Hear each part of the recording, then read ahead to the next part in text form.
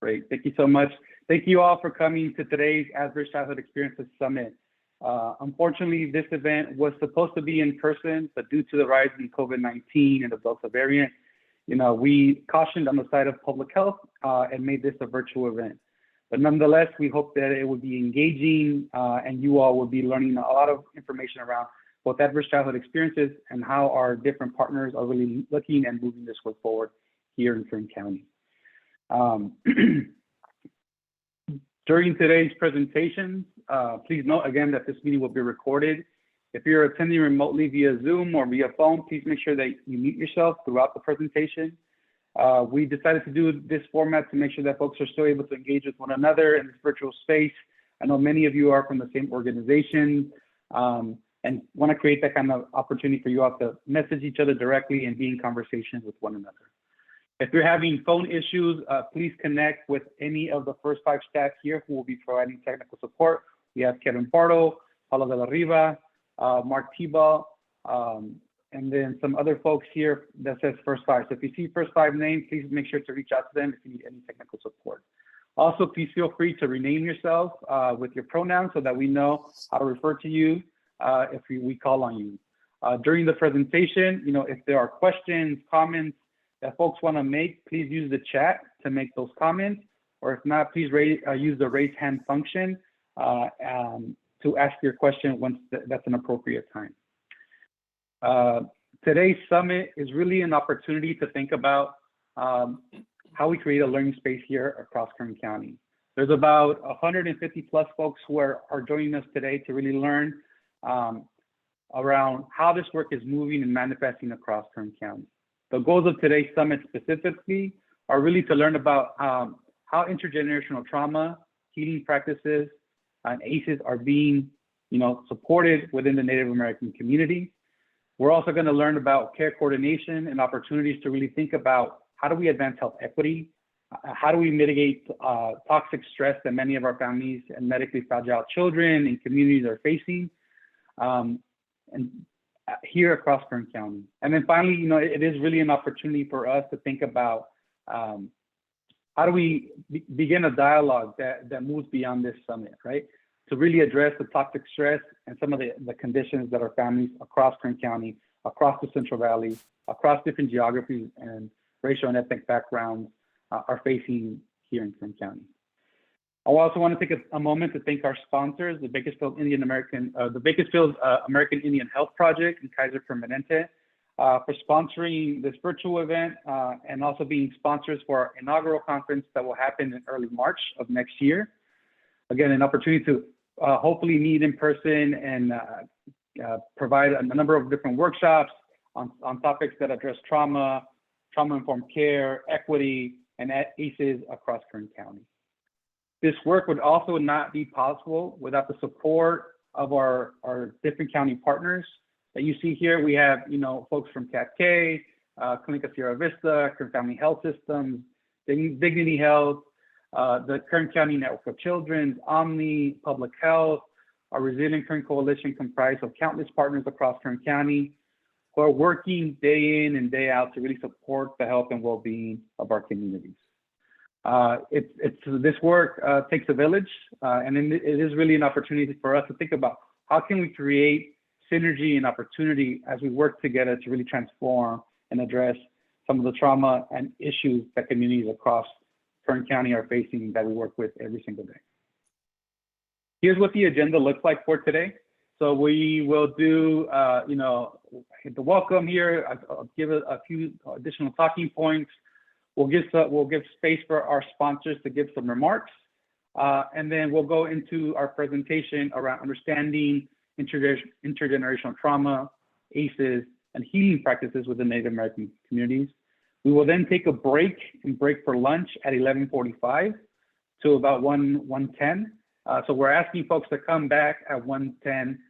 We'll have some speaker remarks from Kaiser Permanente, and then we'll go into a fireside chat with a pediatrician, Dr. Anu Rao from OMNI Family Healthcare, Dr. Burke Harris from Valley Children's Hospital, and a parent advocate, Chantel Lindsay, who will talk about issues that are faced by medically fragile children and transition age children, transition age adults that are moving through complex care.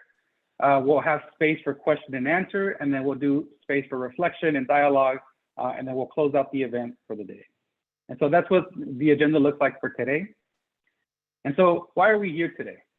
You know, I think one of the things that we're hoping to do here in Kern County is to really think about how can we add ACEs as part of our ongoing work to address trauma, be trauma informed, and build the resiliencies of communities. Across Kern County, there are families who experience trauma, who experience poverty, who experience a number of isms that disable their upward social mobility.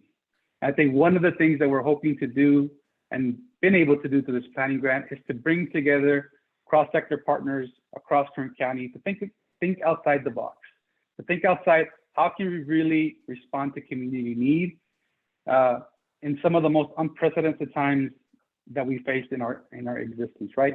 We're undergoing a pandemic, you know, housing issues, right?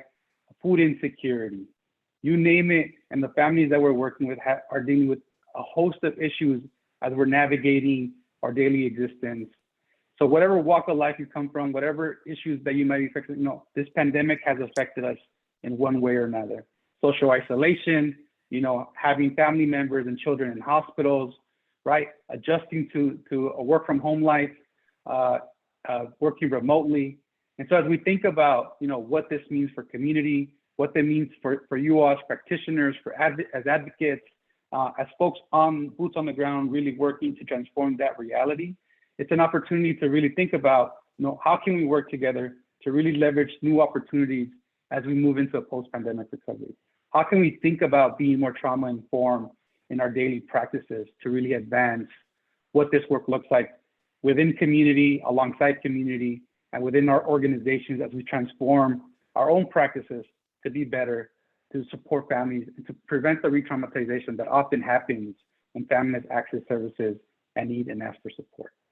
And so today, it is really an opportunity for us to think, to dialogue, and to learn from our partners on the ground who are doing some amazing work to really transform the way we are serving community across Kern County. And so without further ado, I want to introduce the Chief Executive Officer from the Bakersfield American Indian Health Project to give us a few remarks on today's presentation and the work that his organization is doing to support ACEs and this work alongside communities and specifically alongside the Native American community here in Kern County. And after that, we'll go into their presentation to support this work. And as noted earlier, if there are questions, please feel free to put them in the chat as the presentation goes on. We'll have a portion at the end of their presentation to ask Q&A.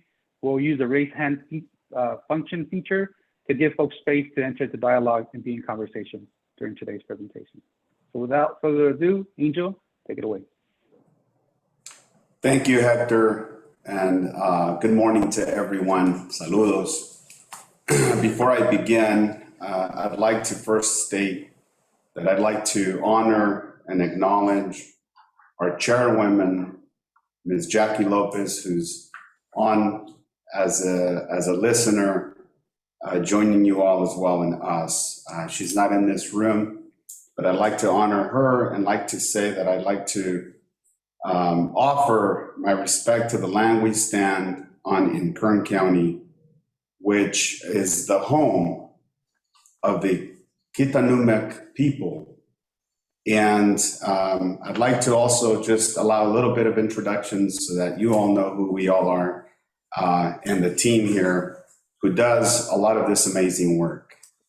My name is Angel Galvez. I'm the Chief Executive Officer with the Bakersfield American Indian Health Project. And I'll go to my left and we'll circle around. I'm Evelyn Eternal. I'm the Behavioral Health Director at Bakersfield American Indian Health Project, and I'm also the Project Director for our Native Connections grants and many other grants.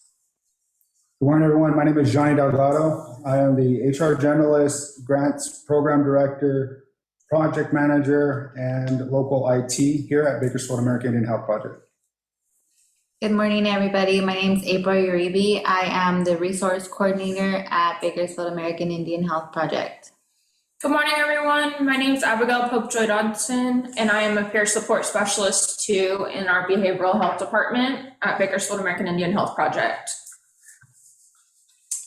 So just to offer you all a little bit of context, when we talk about the American Indian and the Alaska Natives and the ACEs work being done therein, it will help for me to read to you a little bit of history so that it offers an opportunity for you all to become a bit more aware of why generational trauma continues to affect many of the Native American people who live in Kern County.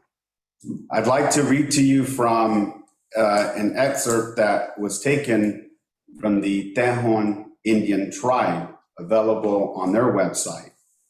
The tribal elders remember living on our indigenous homelands, which are now privately owned land. The Tejon tribal ancestors lived in the foothills of the Sierra Nevada mountains along the southern tip of the San Joaquin Valley. And they were known as the Kitamuk people. They were living in this part of California before it was part of the United States. In historic documented correspondence with the city, state, and federal officials, our very oldest elders spoke of the beginning of our people's history living in Tejon area. This is rooted in the oral history that had been passed down to them. They have had a difficult history, but they, and like many other diverse Native Americans, are a resilient people. Their ancestral lands became home to the Indian military base, where tribes from throughout the region were sent. As a result, they share ancestry with their neighboring tribes, or AKA the Kutanumek lineage, being that of the original Tejon inhabitants. They were removed from their indigenous lands and labeled Tejon by the very people who caused their displacement. They were called Tejon by early settlers in this area, which is Spanish for badger. Their ancestors were ultimately required to work at the Spanish-run ranch in order to live on the land, and the affiliation between the people of Tejon and the land base explained where the Tejon Ranch name emanated from. When the territory that's now California was acquired from Mexico in 1846, the United States first set up a wardship relationship with the local tribe, Tejon. The federal government then contracted to preserve and protect all existing rights, property recognized by the Tejon Indians. In 1853, Tejon lands became the first Indian reservation in California, with Edward F. Beale established the Sebastian Indian Reservation on Rancho El Tejon lands, which later became part of the Tejon Ranch. More than 2,000 Native people lived on the land at that time. But in 1863, Beale bought Rancho El Tejon for private use, and roughly 100 Indians remained. Some of their ancestors were relocated to land near Porterville in Tulare County, where they were forced to walk more than 100 miles at gunpoint. Countless relatives died along the way, including elders, children, and the sick. In 1912, Beale's family sold Tejon Ranch to a group of Los Angeles investors. Over the years, the business group discouraged tribal members who remained on the land from staying in their traditional homes and repeatedly refused government overtures to buy property for Native people's use. In 1924, the Bureau of Indian Affairs filed a lawsuit against the United States to secure a small remnant of the tribe's homeland. Then, in 1952, the White Wolf earthquake forced many Tejon Native people off their land.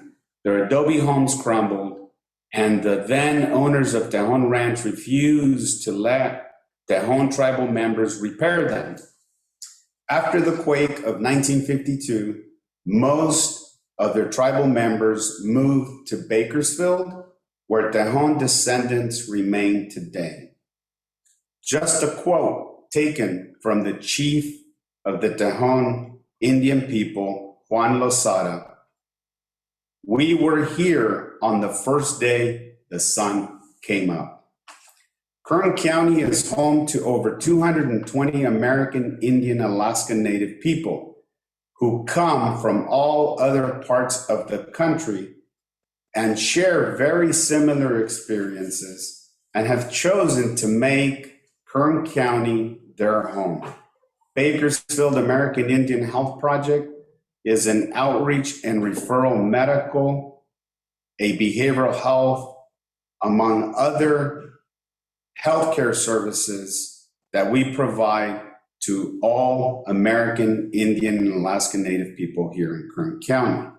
Today, you will hear from our team, particularly from our licensed clinical social worker, Ms. Evelyn Eterno, sharing with you not only what health equity means in the lens of a Native American person, but also what resiliency and how resiliency is important to achieving outcomes, positive outcomes with when we treat with ACEs. So we'd like to play just a short video and demonstrate to you the experience that our patients have when coming to our clinic, more specifically, the experience they receive when they are choosing to come and vaccinate. And although the vaccination process is not highly a experience related to ACEs, but COVID-19, as all you know, has been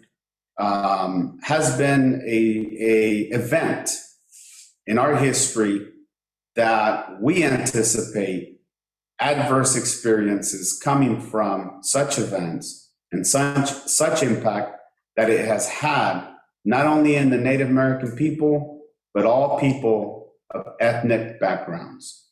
So please join me for a short video, and after the video, I will pass it over to Miss Evelyn so that she could walk us through some of those discussion points. Thank you. No. Screen two. Okay. All right, and then share. And then go back to the slide and go to the last page. This one? Yeah, it's on the other screen, the laptop screen. Oh, sorry. Let's go. Failure. Sorry. Right, stop moving. There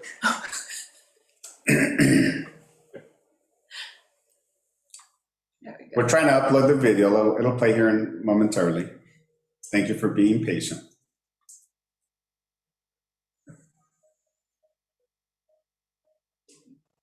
Is the audio going through? I don't know. Can you guys hear the video or no? All right. No, Okay. can see it, but can't hear it. There's no audio. Okay. Give us just a few minutes. While they're trying to troubleshoot, it always happens, right? While they're trying to troubleshoot the video's audio, I'd like to also say that it's been really an honor to be invited as part of this conference. I think the perspectives are very unique, and when we began our work with ACEs and really incorporating ACEs as a tool to identify need, it turned out that it was probably by far one of the best choices we've made in terms of integrated care. And we felt it was very important to integrate care, medical care and behavioral health care, and redesign our practice as sort of a one-stop shop for our patients to be able to leverage every resource available to them. And so this collaborative work has been done not only by our internal process, but with existing partners much like yourself. And so, again, we're just very delighted to be in this space, offering this presentation and this platform to you all. And so I think we're ready to go. Johnny, it might work. Yeah. Try one time.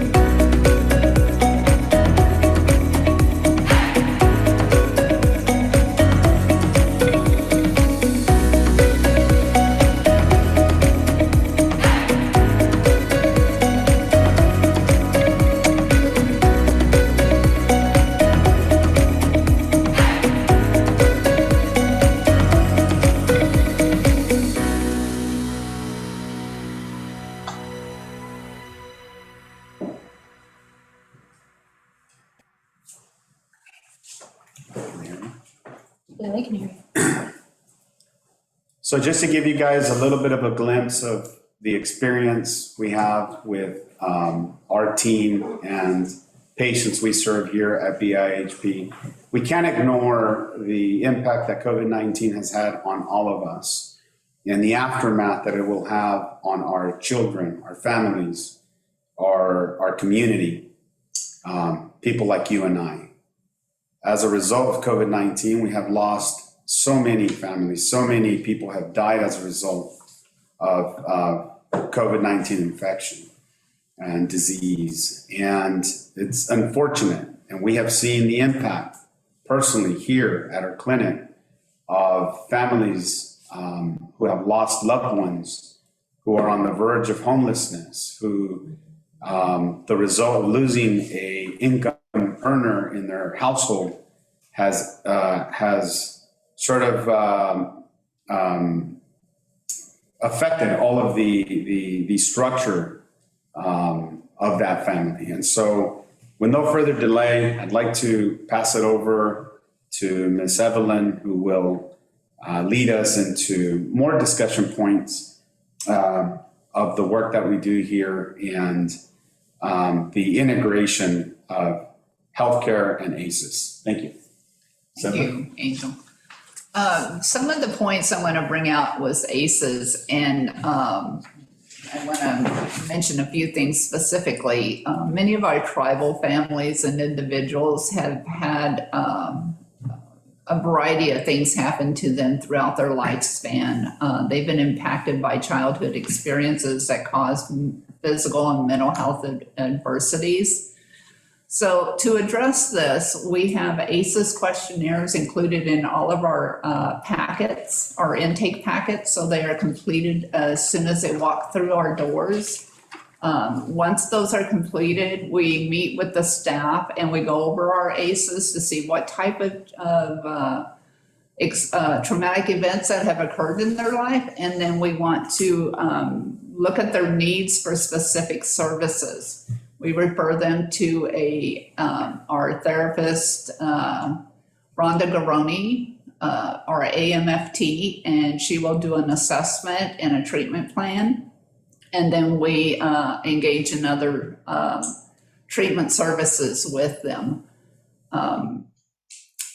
When we look at the traumatic events that our clients have experienced, we've learned about the trauma history, the loss of their population, their land, their culture, their language, domestic violence, substance abuse, incarcerated parents and caretakers, mental health problems, family suicides, homicides, murder of Indigenous women, chronic health problems. Diabetes is one of our major health problems. Neglect, physical abuse, and rape. Those are some of the trauma history events for our clients. To address that, we provide evidence-based services, trauma-informed care, trauma-focused cognitive behavioral therapy, EMDR, eye movement desensitization, reprocessing, mindfulness, and we provide a holistic approach to our services. When I look at holistic approaches, we include cultural traditions, integrating protective factors, native language education, smudging, drumming, song, dance, jingle dancing, which is one of my favorites, storytelling, and plant teaching were social emotional skills. But given the situation with COVID and different things like that and the events of the world, we want to focus our attention too on preventative services, protective factors for individuals and our families. We look at strengthening economic supports. We have rent and utility assistance. We have emergency housing for our natives. We also provide payment assistance for medical, dental, and vision. We have food assistance programs. We have youth groups. We want to reach out to our youth and help stabilize them when they're going through adverse events. We do focus on social emotional skill building for our youth. We have mentoring programs between our elders and our young people, our youth. We want to provide enhanced primary care And we have relationships with various community partners to provide those services. We look at victim-centered services, including wraparound services in the office and in the home. Let's see what else. Our treatment is to prevent future behavior problems and we want to eliminate the future involvement in violence. We also provide family-centered treatment for substance use disorders. And our main goal is building resilience through our holistic approach. We feel that can create changes in our Native individuals, families, and our community. So that's a brief summary, and then we'll go through some of our holistic approaches. Now for a little bit. Sure. I'd like to just make a few comments on some of these points that Ms. Evelyn just mentioned. You know, one of the unique things that Bakersfield American Indian Health Project has is to be able to be a payer of last resort for the Native American community, meaning that oftentimes we get funded by Indian Healthcare Services and a few other federal agencies, but through that funding, we are permitted to really design programs and services that benefit the local community. So oftentimes through our funding, we're not restricted. We are restricted in terms of healthcare, but we're not restricted in terms of finding unique ways to improve the life status of the needs of our local community. And we use community assessments to really arrive at what those community needs are. And so based on community needs, some of these programs are developed to really solve some of these health inequities that might exist as priority needs for our community. The payment assistance, the housing and the housing supports that we recently were able to acquire funding for allow for like no strings attached. If one of our community members is faced with homelessness or are on the verge of homelessness, we were able to establish memorandums of understandings with local hotel agencies to offer immediate, safe, and reliable temporary housing. And that's just one of the ways that we were able to really have meaningful impact in our communities. By the same token, food assistance, generally, we are not funded for food assistance. And very quickly, we were noticing that some of our community members, when faced with COVID-19 or a loss of job or a loss of a family member, food became an essential need. And we were very quick to come up with a program that would allow the community members, the Native American families, to receive such services, to minimize the adverse effects of going without. Some of the other programs that we proud ourselves are like youth groups. We do a lot of cultural engagement, a lot of traditional engagement with creating circles of these youth and incorporating the youth into our practices so that healing and wellness and resiliency could be fostered. And so those are just a few, those are to name a few. Of course, we have a lot of other new programs that we've been able to launch, and we continue to advocate for the essential needs of our community members.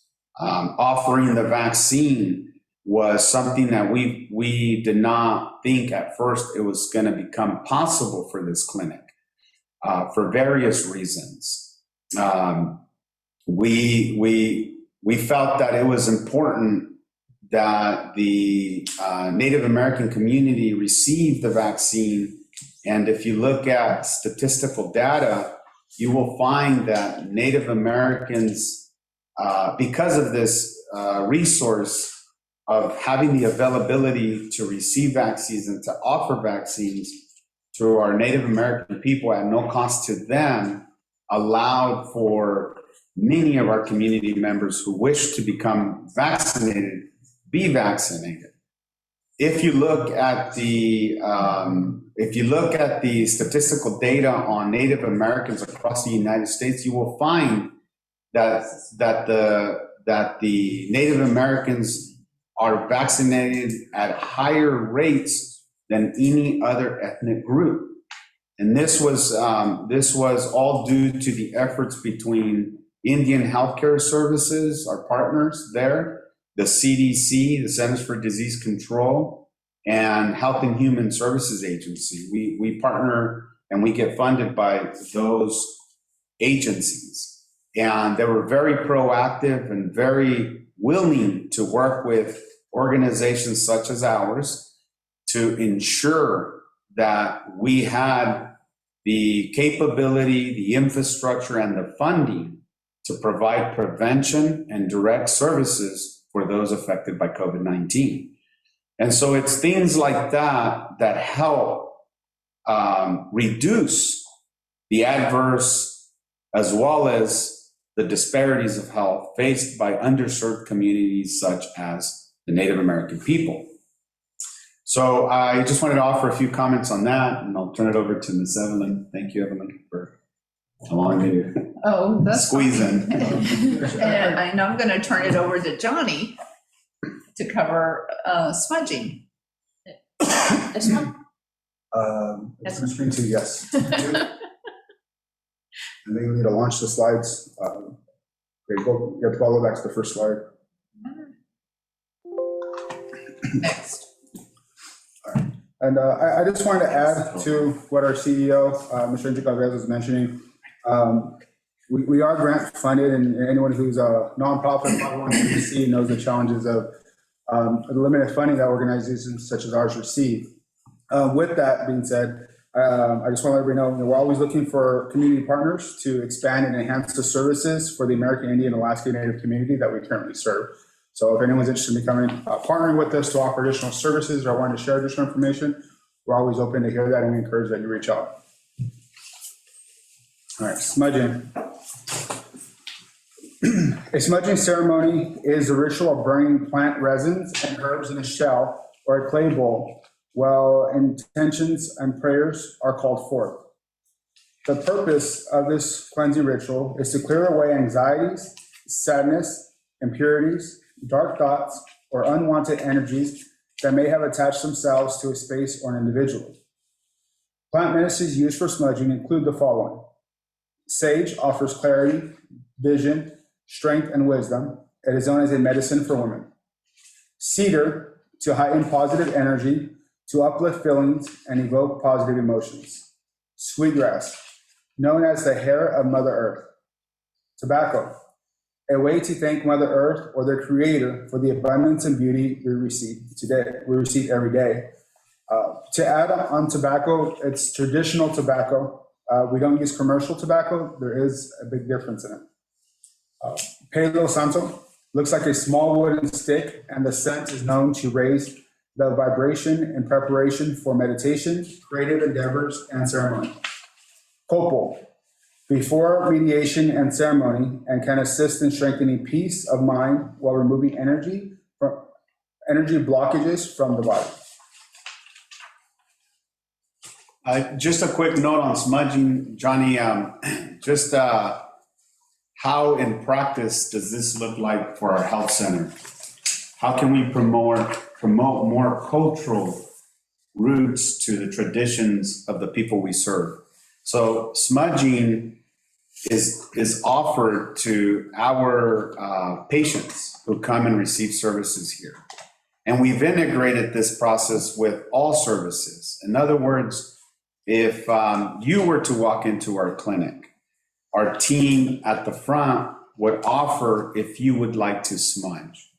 And if you would like to smudge, our Donna Cubitt, who's our cultural coordinator, she is also a substance use disorder counselor, would walk you through the significance of smudging, similarly of how you received this presentation now, and would educate those who perhaps may know very little or not at all about smudging. But when someone offers it and the receiver receives the invitation, they are taken to a sanctuary place here in our building where the smudging can occur. And that is a new practice that we've sort of launched recently to offer it not only to just our patients, but to anyone who visits our clinic, really to bring more awareness and to also invite the invitation for people to be more open-minded. Thank you. Johnny? All right. So in the picture, and we'll have a video that we'll play soon, but there's a video of an abalone shell. I'm not sure what they're burning exactly, but it's one of the medicines used for the smudging process. That's cedar. Cedar. Next slide. All right. How to smudge. A clay bowl or large clam shell or abalone shell. Herbs of your choice to burn. Remove the stems. Wooden matches. Large feather or hand is fine to wave smoke. Open windows if you are inside. Place the herbs or plant resin in the smudging vessel. Light the herbs with a wooden match for 20 seconds or until it catches flame. Weigh the herbs with a feather or hand so the flame goes out and the smoke swirls.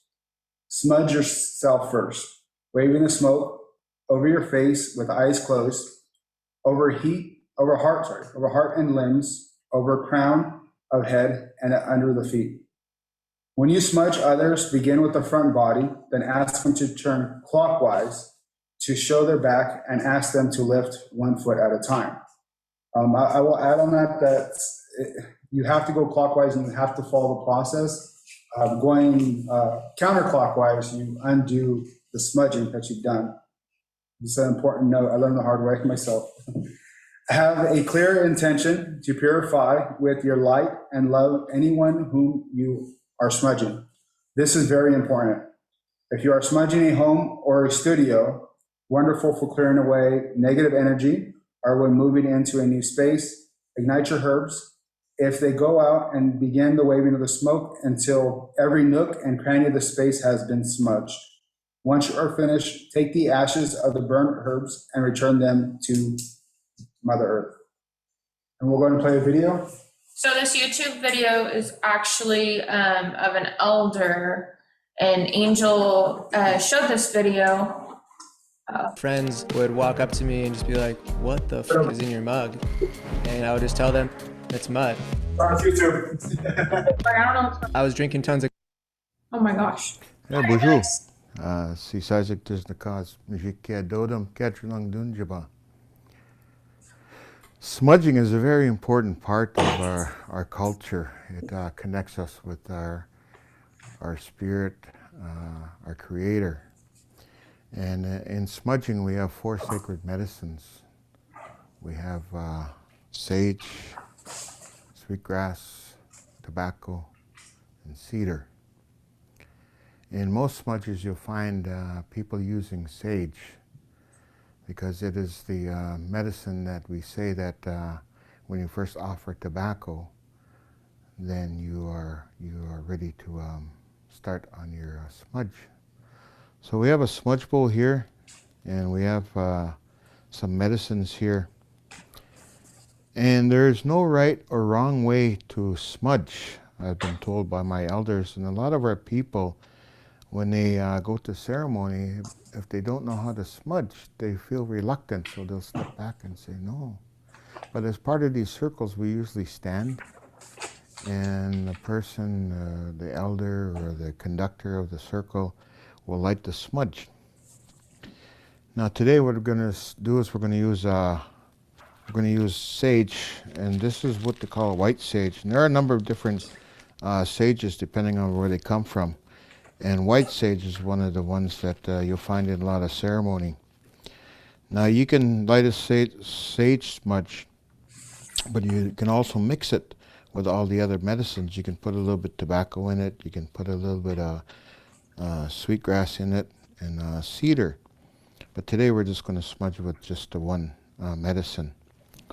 Now when we smudge, we usually don't put anything to contaminate. I don't anyway, the bowl.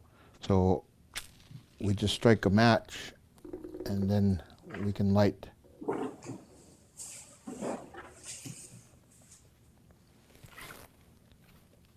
And we have an eagle feather. Today we have an eagle plume with us. And when we smudge, I personally, again, like to smudge using my senses first to smudge those. And people who are wearing glasses will usually smudge their glasses and take those glasses aside. Now when I smudge, I usually say, Bonjour, que j'aime le dos. Si Isaac dish the cause, magique dodam. So he knows that I am addressing him. And when I smudge, I cleanse my hands, and I usually cleanse my eagle feather, because I'll use that to help smudge the people in the circle. So I'll smudge my breath, because those are where my sacred words will come out of. I will smudge my eyes so that I may be able to see all the good things that he has to offer us. I also smudge my ears, because I like to hear those good words that people have to say in those circles. I also smudge my hair, because for me this is my identity, and this hair also has that DNA, they say, of our history. And I also smudge. I also like to smudge here, and I also smudge down. I also smudge my feet, so that I may walk on this Mother Earth with great respect. And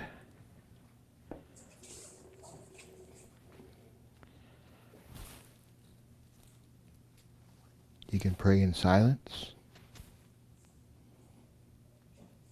You can pray for whatever you need. And today what I need to do is ask the Creator to be with me. So I say, Bonjour, que j'aime le dos. Naramo Shinog. We Jew Shinog. Kinaga ego is Chikian. Nika Nikian Pene. Wawana. Migwech. Mi-o. So I ask the Creator to be with me from this day forward in all that I do. And just have His Spirit around me, so the smudge that we light helps create that that message up to Creator, and then that smoke.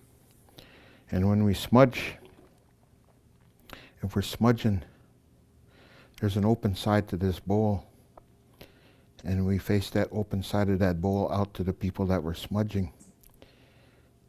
And when we come up to them, we'll smudge them in a way that is offering them that smoke.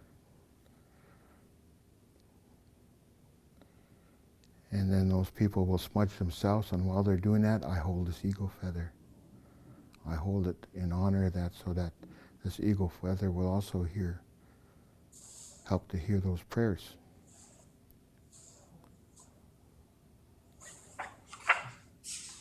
So again, there's many different ways that a person can smudge, and there's no right or wrong.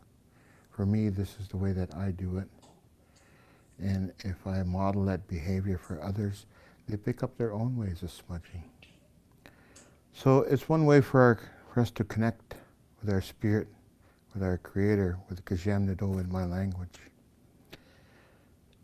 There are other ways that people smudge. Some people will take a sweetgrass and they will light it, and they will fan it, and they will also smudge with sweetgrass. If you need to be, if you had a rough day, some people will say you take wingush in our language, the hair of Mother Earth. and its kindness, and the aroma from sweetgrass will help you feel at ease, will relax you. So that's just a little bit about smudging. What I do after this is burnt, and I allow it to go out on itself, I will take this and put it out on the land.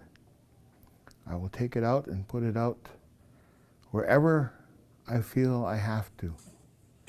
Whether it's by a tree or somewhere on the grass or somewhere. And when I put the medicines back out, I will also ask Krishnado, I'll say, Chumigwech, thank you for letting us use these medicines. And I'll return them back to you and put them out on the earth so that you may continue to hear our prayers through the trees. So when we do that, we don't just throw it away in a garbage can. We put it back out on the land, because that's where all the medicines came from our Earth Mother. So for me, it's very important that we understand how powerful these medicines are, how much energy they carry for all of us. So you can use these in combination, and I've been told by elders that try to change in combination. Try to use our sama, our tobacco, mixed with the sage, with the wingush. And above all, use a feather to fan that. You can smudge in circle, and sometimes if it's a healing circle, what I like to do is like to smudge the room, to bring all that good energy into that room. So there's many things that smudging can do for us. Also, many of these medicines we have here, these sweetgrass or wingush can be used as aromatherapy. Before it's dried, you can cut it and put it into oil and make a aroma oil, and the oil itself will also help to heal. Sage, you can also make a sage tea, and the sage tea can also be used to cleanse. So the medicines have many purposes for us, these 4 sacred medicines. So I hope that if you're asked to smudge by an elder, take the opportunity to learn. And I also feel that if you don't know in today's time, don't be afraid to ask. Don't be afraid to ask. Although it's a ceremony with much respect and with much honor, it's also very honorable to ask or to say, I don't know how, teach me. So that's my little lesson on smudging. Chumigwech.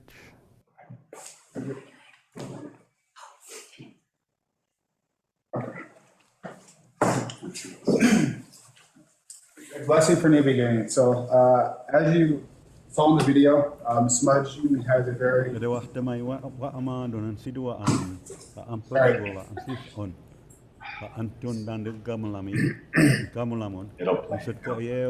Sorry, folks. We're learning just with you all. So smudging has a very strong spiritual aspect in the Native American Alaska Native community. It's used as part of a holistic care for the mind, body, and spirit, as you saw in the video. Some of the blessings that are used as well, in addition to some of the ones you saw in the video, and I'll go ahead and read them. I cleanse my eyes so they will see the truth all around me. I allow my eyes to see the beauty I receive from Mother Earth and the love I create within my family and my communities. I cleanse my mouth for truthful speaking. In my speaking words, may I elevate my community. May I speak prayers of healing to Mother Earth. I cleanse my ears so that I may listen fully to the wisdom passed down from my ancestors, the Creator, the Earth, and my spirit guides. May I be open to hear the good and allow any negativities to slide off me. I cleanse my heart so that I may be filled with compassion and gratitude. May my heart be in truth and grow with purity, balance, and joy. May I walk in beauty. I cleanse my feet so that I will guide us on this life's journey as a light and truth seeker. May my feet stay grounded and remind me of how to walk in balance, love, joy, and in harmony with my family, friends, earth, sky, water, plant, and animal worlds. May I walk in beauty. As you saw in the video, there are many types of medicines to smudge. I did want to share that a lot of times smudging, it can be used. There's specific medicines you use generally to smudge for specific reasons, but any of those medicines can be used in lieu of not having one. For example, here we have sage, we have access, and that's the only traditional medicine I believe that we currently are able to get a hold of at this point that's grown culturally. We also have a box of cedar available to us now. Oh, awesome. So we got cedar now as well. We're looking to expand our traditional medicines that we have, but we use what we have in the meantime for the same purposes. Thank you. And then we'll move it over to April to cover drumming. Hello. So though Native culture has more serious yet spiritual policies, there's also a fun and celebrative side as well. A different area of culture would be drumming.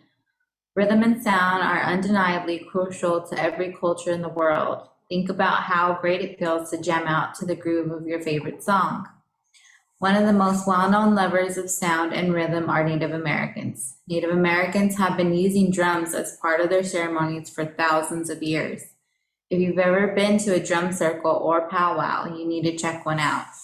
There is nothing like the feeling of a drum beat transporting you to another world. The drum beat represents the beating of the Great Mother's heart. This is Abigail. So we're gonna play this video of the drumming. One thing to know is that with tobacco especially, the drummers will put the tobacco on the drum before even playing to pretty much say thank you and honor Mother Earth. The other important thing right before we play the video is to know that drums could be made out of different types of hides, and the skins determine where in an inside space or an outside space the drum could be played. For example, most drums are made out of cowhide. Some drums that are made out of cowhide are usually used in outdoor spaces. For indoor spaces, drums made out of elk hide or deer hide are typically used depending on the indoor space, the capacity of the space. And so the hides have a different drumming sound and vibration that it causes. And that's to really be cognizant of the audience and the audio effect that it'll have to those participants. And so oftentimes most folks don't know that the specific height of the drum has a significance in terms of the types of vibrations it releases into the body. So I'll turn it over to Masevi. Real quick, sorry. And to add to the importance of drumming is used as a method of recovering and healing, as well as a cultural aspect of the Native American and Alaska Native community. So you might see people do these drumming circles that are practicing, but it's part of healing for them, and it's spiritual. For anyone who's overcome anything, in treatment centers, they incorporate drumming into it for those reasons. And also we have our elders that provide drumming ceremonies for us on Thursdays at Jastrow Park at 6 p.m. if the temperature's 100 degrees or lower outside. And so the folks that you'll hear here on the video, They are part of our Bakersfield American Indian drumming group, and that drumming group goes by the name of Eagle Heart. The Eagle Heart Drummers are a program of BIHP.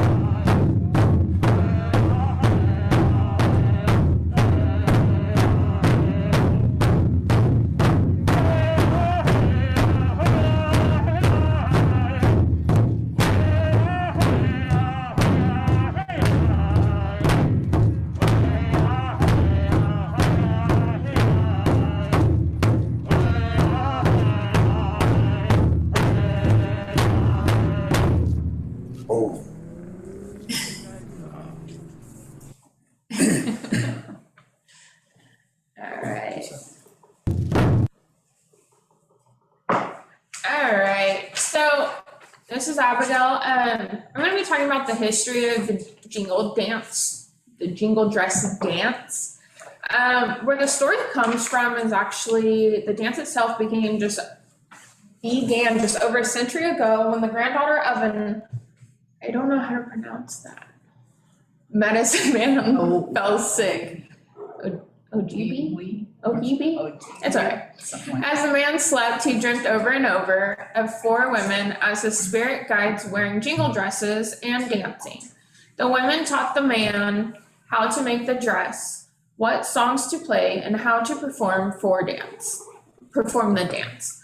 The spirits told him that making the dress and performing the dance would make his granddaughter well. When the man awoke, he set out and made the dress, and once completed, the tribe gathered to watch the ill girl dance. At first, she was too weak and had to be supported and carried by the tribe. Slowly, she gained her strength and performed the dance on her own, cured of her sickness. The young girl was likely infected with the flu pandemic of 1918, which hit Native communities around the Great Lakes hard. This was closely followed by a ban on ritual dancing on reservations. Yet despite this, the jingle dress dance spread from the people, first to the Lakota and then on to the rest of Indian country.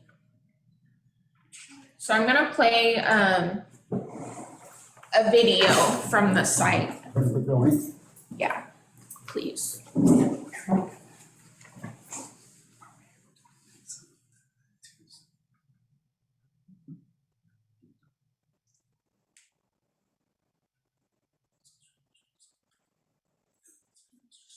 Down to YouTube. Says it father. Yeah, right there.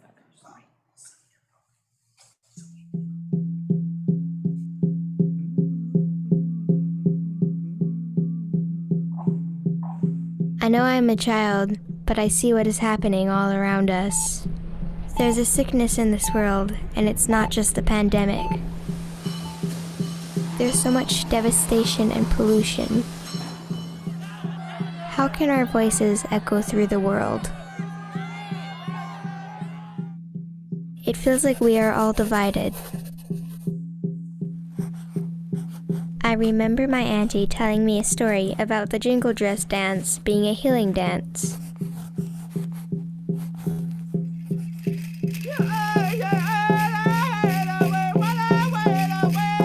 Her dress, footsteps, and the way she moved her fan offered strength and healing to the people.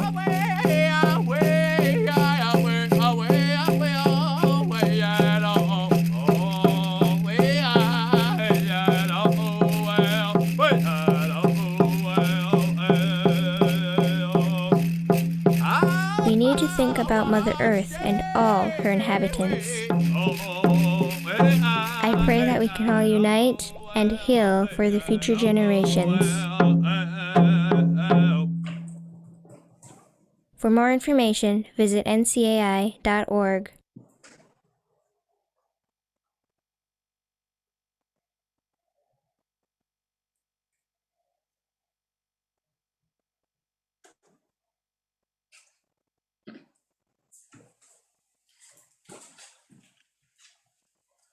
So here we have pictures of different jingle dresses.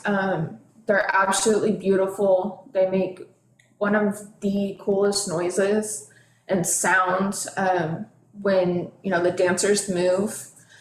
Jingle dresses are also known as prayer dresses. They're lined with rows and rows of metal cones, or is that basket? Try my best.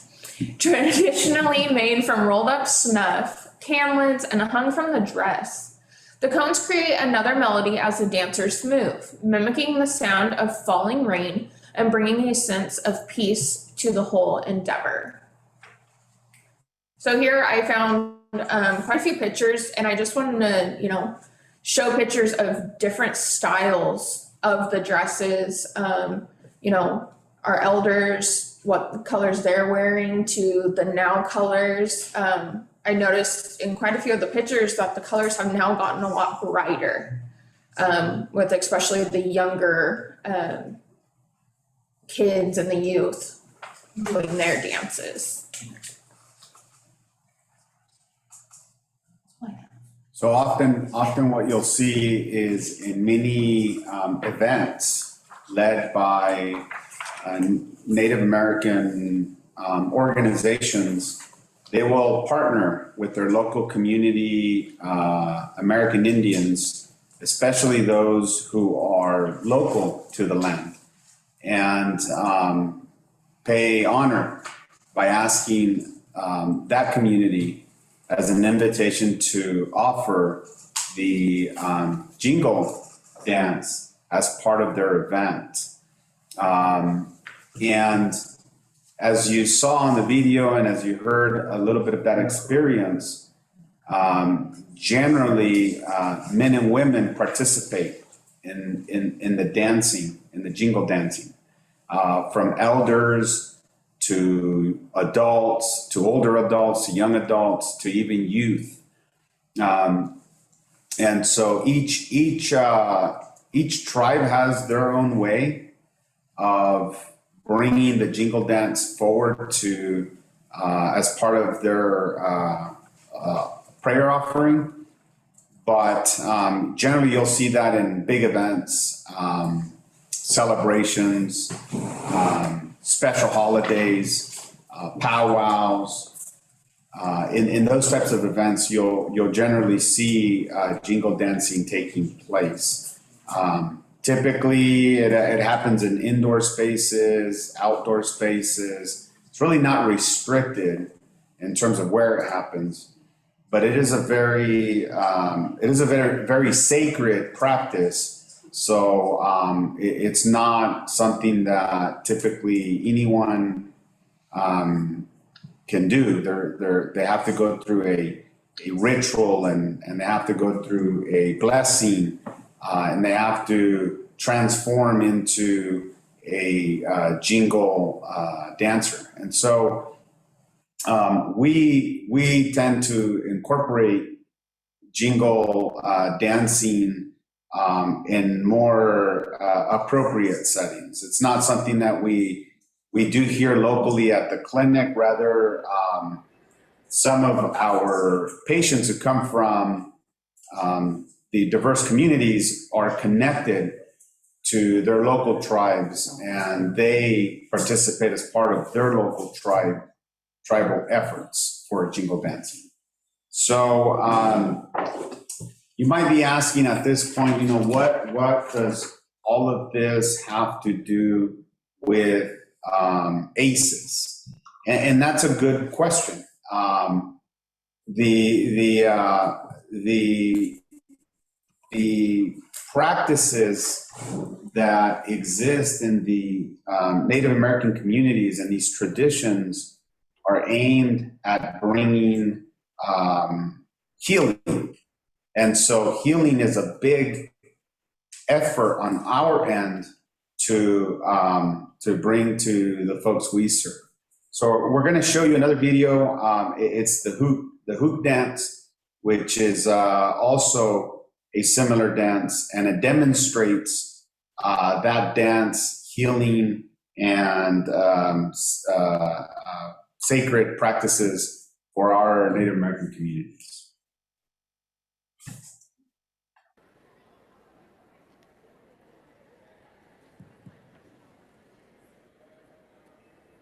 Welcome to the National Museum of the American Indian. My name is Glenn Burlack, and I'm in the Cultural Arts Department. Today we have an incredible program for you. It's really going to blow you away. So to get things started, I'm going to turn it over to Steve Lawrence. I don't know if they can. I can't control. Good afternoon, ladies and gentlemen. My name is Steve Lawrence, and I'd like to give a traditional welcome in our language. Singintamu.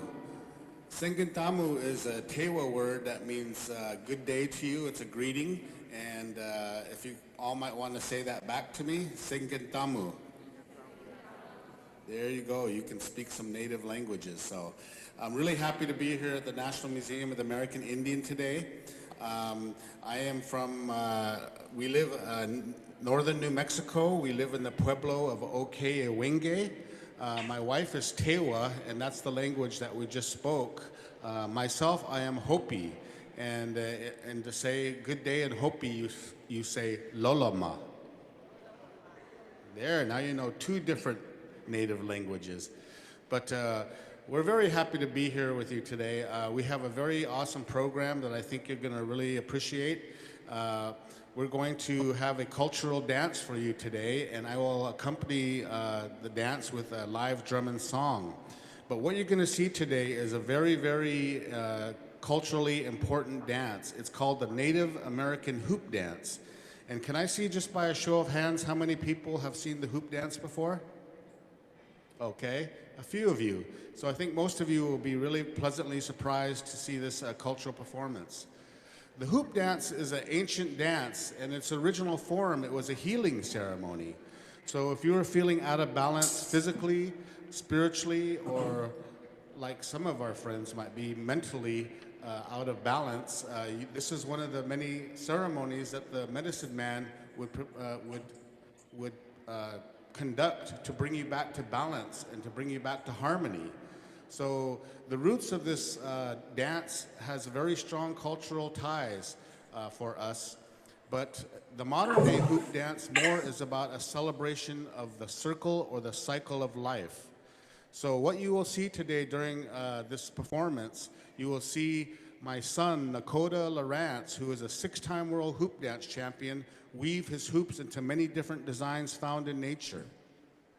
But there's a deeper meaning about the hoop dance. The hoop dance represents many things. It represents the dualities of life. It represents male and female. It represents night and day. It represents life and death. But it also represents the circle or the cycle of life, as I mentioned. It represents the seasons. It represents spring, summer, fall, winter, and we come full circle to spring again.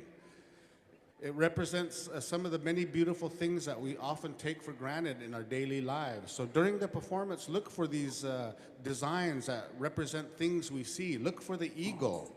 Look for the butterfly. Look for a design called the Ladder of Life, which represents our journey here on Earth. The Ladder of Life represents each stage of our lives. Infancy, being a young child, a young person, a young adult, an adult, and an elder. This ladder of life represents our journey here on Earth. And each one of these stages has responsibilities.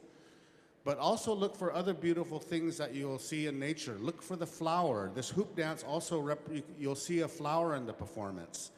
You'll see a design that represents the alligator. But we like to tell our children of the native culture that it doesn't that represents a deity called the water serpent. So look for this design. The water serpent is a very important design because the water serpent is a mythological deity in our culture that carries our prayers to the higher powers to bring rain. And the rain nourishes all the animal life, it nourishes the plant life, and it nourishes us as human beings. So this water serpent is a very important design as well. But we also, during the performance, we pay homage to the American West too. So look for the horseback, the rider on horseback, and also many other designs. But the most important design you'll see is Mother Earth of the world. Mother Earth is a very important symbol to many cultures, but in particular Native American people. The hoop or the circle is a very important symbol for many cultures, but in particularly Native American people have an affinity, the hoop or the sacred circle of life. So during this dance, you'll see all of these many different designs that you see in nature.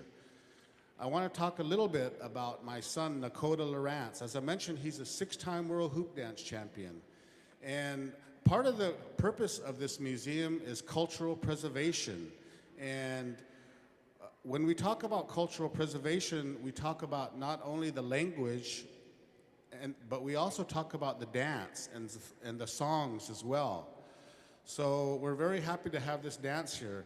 And Nakota's been dancing since he was 4 years old. So as part of that cultural preservation within my own family, I started teaching my children how to participate in the traditional dances of our people, but also the cultural dances as well. So Nakota would go to powwows we took him to powwows when he was 3 or 4 years old. And during this, what we call when we're on the powwow trail, going from powwow to powwow, I introduced him to a very good friend of mine who is a world champion hoop dancer. And at night, at the campfire after the powwow, Nakota would sneak his hoops and play around, and we saw that he really had an interest in hoop dancing. So my friend made him his first set of hoops. And from there, I encouraged it as well. I sang for him, and I took him to different public and private events where he danced. And over the years, he's attained 6 world hoop dance titles under his belt. This led to other opportunities for him.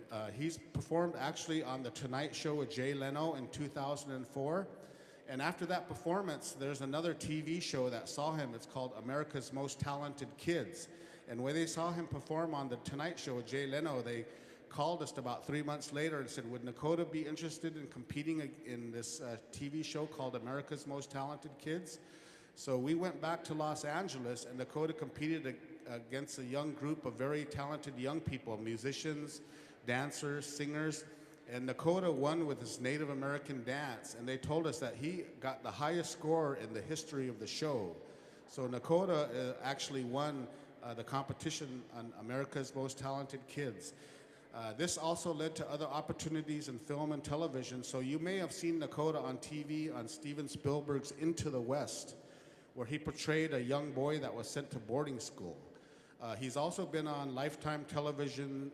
There was a TV show, a movie called The True Story of Not Like Everyone Else, The True Story of Brandy Black Bear. Then he's also been in many independent film and TV productions, but most recently he was on Longmire, which is a show on A&E. Last year he was on Longmire. So he's also not only a talented dancer, but he's also a very talented actor. About 4 years ago, we got a call from the world-renowned Cirque du Soleil, and they were putting this show together called a new show called Totem that actually played in Baltimore about 2 years ago.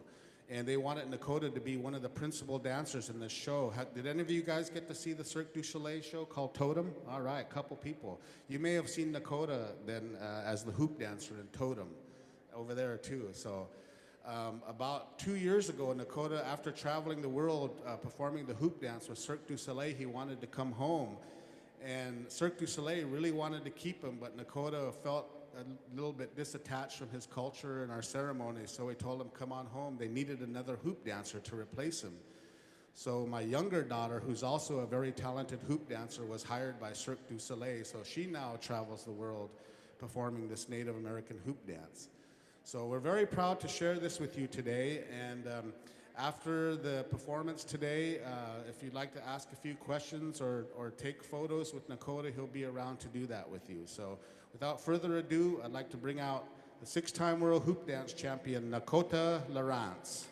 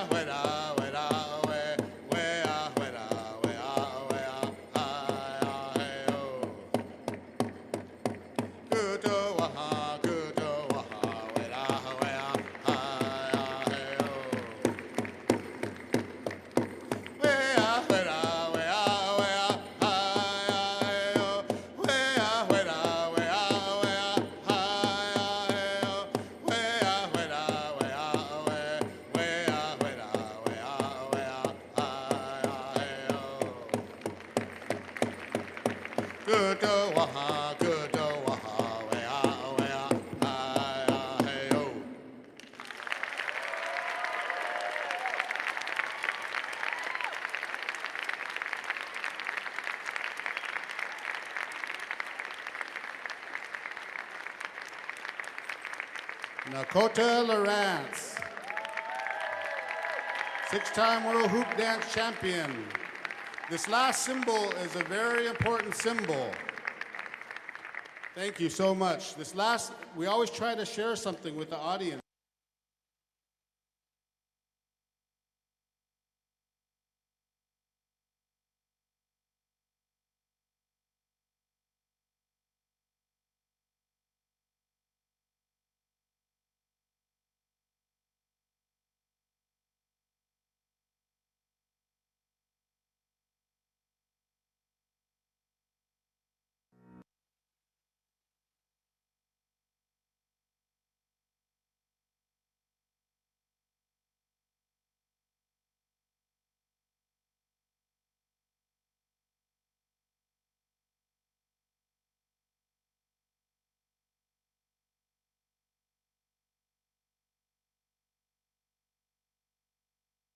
Andrew, I think your team is muted. Yeah, sorry, I got it unmuted now. Just go back to the PowerPoint slides, Abigail. Sorry, folks. I appreciate you guys all being patient with us. This is the first time we participate in this fashion in a virtual setting of this magnitude. So truly appreciate the patience you all have on us. Just to offer a little bit more perspective, we'll kind of make a tie-in here, a connection as to some of these practices, why we do what we do, give you sort of kind of where we're heading in the future. When we think about social emotional skill building, which Evelyn had alluded earlier on some of the evidence-based, practice-based, and culturally based services that we provide here. The importance of doing and having and acknowledging and bringing awareness on all of these fronts improve the social emotional skill building of our patients. And many of the presentations that were done today via this platform speaks to the indigenous and Native American people that live here in Kern County. We have so many tribes represented by many different tribal and Native American Alaska Native people who have chosen to live here in Kern County. The Chumash Indian, the Yokut Indian. Yokut Indian is the Tule River Indian tribe. They are Yokut Indians, and many of the Yokut Indians also live in Tachi Rancheria, and there's Yokut Indians that live here in Kern County as well. Very known Native American tribe in Tulare County. And so Paiute Indian, the Chumash Indian, the Spolani Indian. So we have many different Native Americans that we serve here at our site. One of, eventually it is our plan to have open houses where folks can come and visit our clinic and see some of these cultural inclusive ways that we have embedded into our healthcare system, integrating, culture and tradition into the holistic approaches that Ms. Evelyn had mentioned, is important for bringing wellness and resiliency to our people, to the Native American people. And so I just wanted to sort of make the connection there of why we do it this way, of why we choose to bring tradition and culture into our practices. Ms. Evelyn? Or John? Go ahead.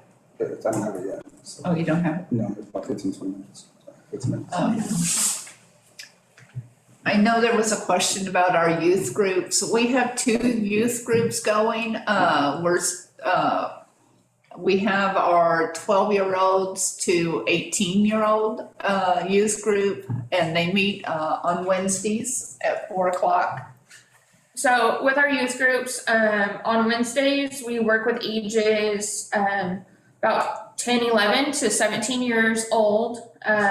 We'll do it on Wednesdays from 5:30 to 6:30 at night. You know, depending if the children or youth, I should say, have transport or not, we will go and pick them up, and we also take them home. We provide them with snacks, we provide them with drinks, whether it be water, juice, you know, some type of Gatorade, to keep them going. I know I had put in the chat into a couple, you know, I think to everyone, you know, a couple weeks ago, we did the medicine bags, and our youth got to learn how to make their own, and they also got to learn the history of the medicine bags. Next week, they're actually going to make their own dream catchers. And we partner with Owens Valley, and you know, they come over here and they actually provide all of the, you know, the kits and everything for the dream catchers. And even did it with the medicine bags, and they come in and actually teach our youth, and they bring some of their youth as well too. And so, you know, we provide the building and everything else, and they provide all the tools that we need. We are going to be starting a younger age group for the youth, and trying to figure out what day is going to be best, but that will be for ages 5 to 10 years old. So that is in the works currently. Me and Evelyn work directly when it comes to the youth, but any questions, you can always get a hold of me or Evelyn. I'm gonna put my email and my direct line into the chat as well.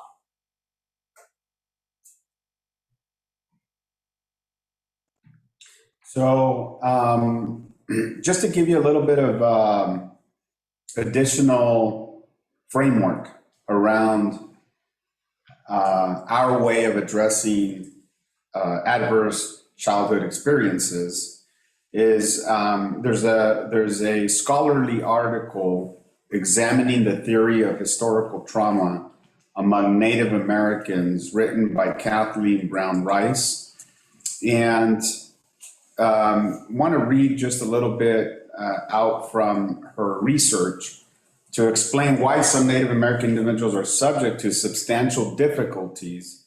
Braveheart and Debrian utilized the literature on Jewish Holocaust survivors and their descendants and pioneered the concept of historical trauma.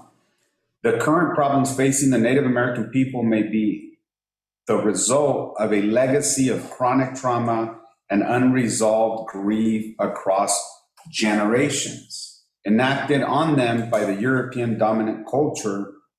The primary feature of historical trauma is that the trauma is transferred to subsequent generations through biological, physiological, environmental, and social means, resulting in a cross-generational cycle of trauma, end quote.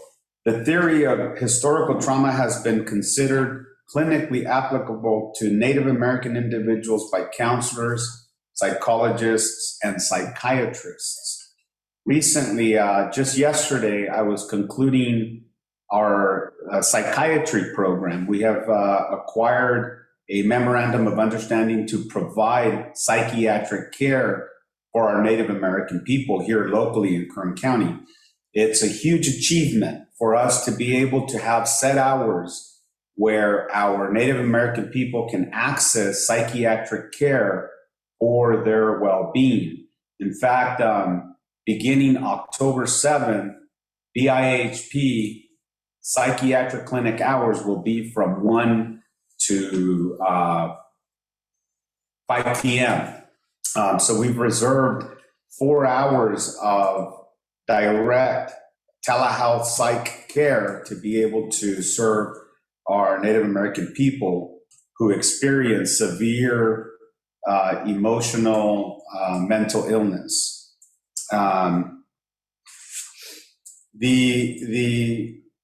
The historical loss symptoms is a second core concept of the theory of historical trauma, which relates to the current social, environmental, psychological, and physiological distress in Native American communities, in that these difficulties are a direct result of the historical losses this population has suffered. Specifically, these traumatic historical losses result in historical loss symptoms. When you dive in a little bit closer into societal environmental concerns, you'll find that domestic violence and physical and sexual assault are 3.5 times higher than the national average in Native American communities.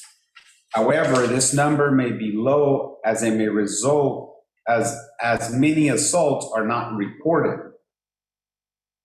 Cole in 2006 proposed that the breakdown in Native American families due to the forced removal of Native American children can be seen as the reason for the higher number of child abuse and domestic violence incidents reported in these families. Additionally, Native American children are one of the most overrepresented groups in the care of child protective services. Further, fewer Native Americans have a high school education than the total US population, and even smaller percentages have obtained a bachelor's degree, 11% compared with 24% of the total population. Almost 26% of Native Americans live in poverty, compared to 12% for the entire United States population. Native Americans residing on reservations have double the unemployment rate compared to the rest of the US population. Part of those reasons are that a tribe, for example, in Alaska, the chairman of that tribe was sharing with me that in their workforce of 80 individuals, he is unable to sustain about 50% of that due to dirty drug testing.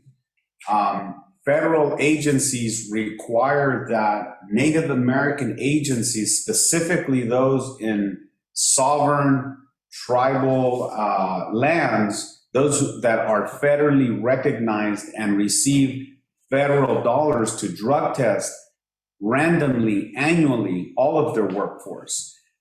You'll find that in most tribal government communities, about 60 to between 40% of their workforce is Native American people. A large part of the low number is due to that drug testing requirement. Unfortunately, communities and Native American communities suffer from the drug use opioid pandemic as well. So these lead to further issues in Native American communities, such as loss of work, loss of finances, and increases or perpetuates the poverty levels in those communities. Now, back to that example I was sharing with you in the Alaska scenario, the individual was sharing with me that they're unable to even attract a workforce in their community because of the region. Very rural communities, very hard to reach communities. And so that's just to sort of illustrate a bit of the points that I've made with regard to some of these societal environmental concerns that I spoke about. So I'm going to pass it over to Evelyn, Johnny, and Abigail. I believe they have a few. So I actually put into the chat, I dropped in our event calendar for the rest of the year. That's going to include Argona, our Native American Heritage Month event that we are going to be having. We're going to also be participating in the Veterans Day Parade. but I put the event calendar in there for all of you, so you guys can have it, you can download it. I know there is a couple questions, and lunch is probably in about 15 minutes. So one question is, I heard that dream catchers are only for children. Is that correct? From my own experience, I have my own dream catcher, and I'm 26. So, you know, I love dream catchers for myself growing up. Dream catchers, you know, I was always told, especially by my grandma, that dream catchers would take away my nightmares and it would take away all the negativity. So that was my thing growing up. I know Evelyn has a small keychain of a dream catcher that she has with her. I have a large dream catcher at home that I have it set up in my living room, and I think dream catchers are good for anybody, any age. So. Another question says, any plans to incorporate a mommy and me play group to include 3 to 5 year olds? I do know that is something that Evelyn and I have talked about. So we're still talking about that, trying to figure out, you know, when that can happen and everything else, since we do have our main youth group and then we're going to start the younger one. But that is something that is in the process, and I did put in my contact information, so you guys can get a hold of me if you have any questions regarding that. Another question that just came up is, how can we determine eligibility for services? Eligibility for services is determined by if you have native blood, and if you can provide us a native card from your tribe. And I think it goes to 2 generations back from the present person. If they can provide us some linkage, then we can provide services for them if they're native. April, did you want to add to that? Well, judgment cards. Well, one thing to note here is that we, as an organization, are going through some transition. All of our beneficiaries do have to prove native status. But it depends. It depends what service they're trying to render. Because we have so many unique services, I'll give you an example. If a person comes to our clinic and claims to be native and wishes to receive a healthcare service, such as like dental work, for example, there are going to be some requirements that individual needs to provide in order to register for BIHP to pay for those services. However, in the behavioral health arena, we receive a lot of funding as well from SAMHSA, and most of you are probably very familiar with SAMHSA, Substance Abuse Mental Health Services Administration. And those funds do not come with such levels of registration. So though they need to register as a patient with the clinic, they wouldn't necessarily need to provide roll number or tribal card. They would only need to identify as Native American and provide some form of native status.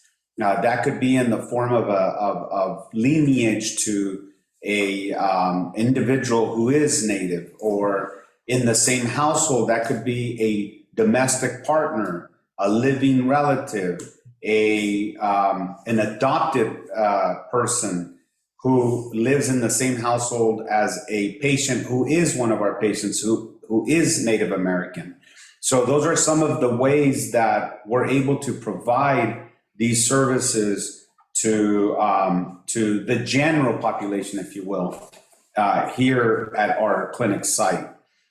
So it just totally depends on the type of service. If they are requesting general counseling, or if they're requesting to be part of cultural programs, those programs don't necessarily require that you be a Native American registered patient.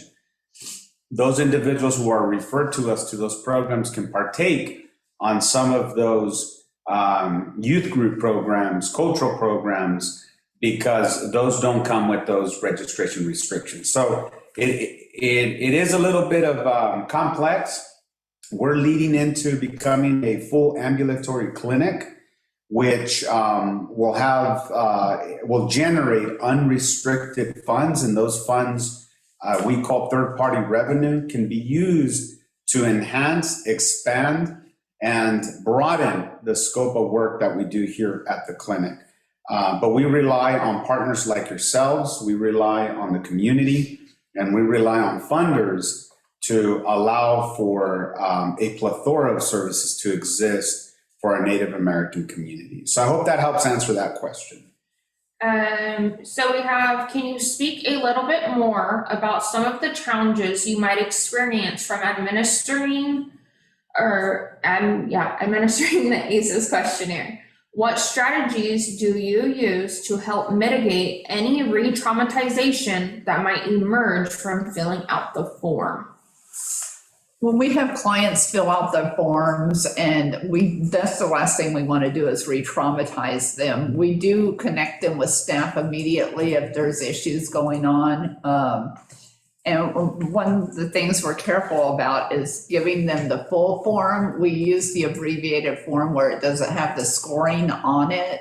The last thing we want to do is have clients scoring the ACEs form themselves, and that could be traumatizing enough as it is. So if there is something going on and we see that they're escalating a little bit, becoming a little anxious, a little more withdrawn, then we will sit with them immediately. It would be myself or Rhonda, the AMFT, and provide some supportive services for them, get them into therapy right away in services. And to that end, we have acute care services, and we also have we operate a similar CIT, if you will, response to the needs of our community. For example, we have the crisis intervention after hours care that our licensed clinical social worker manages with the department, where our patients and our community are made aware of this telephone number that they can contact them to intervene immediately whenever they feel signs of symptoms surfacing up, or if they're feeling suicidal ideation, some of those most immediate responses that are required for an individual to feel a sense of well-being, right? Another question says, do you use Unite Us? Can we at a family resource center refer someone to you there, or should we give them your information? I appreciate that question. Thanks to the collaborative that Hector has put together, Verse 5 and many other partners, I'm very familiar with Unite Us and their platform. I had the pleasure of sitting in on a presentation provided by a Unite Us staff member. And we feel we should have deeper conversations, and we're happy to partner with you on those efforts as well. We are all about a organized delivery system. We're all about bringing to our patient population the best methods and the best approaches to leveraging each other with the services we all offer. And so we're not there yet, but I continue to be a big part of those collaborative meetings.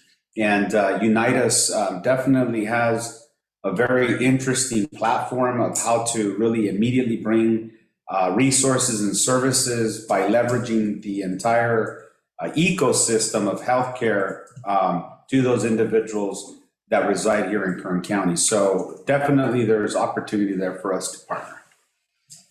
Another one says, do you have any clinical workflows you can share with other clinical partners? We don't necessarily have these workflows available for the general public.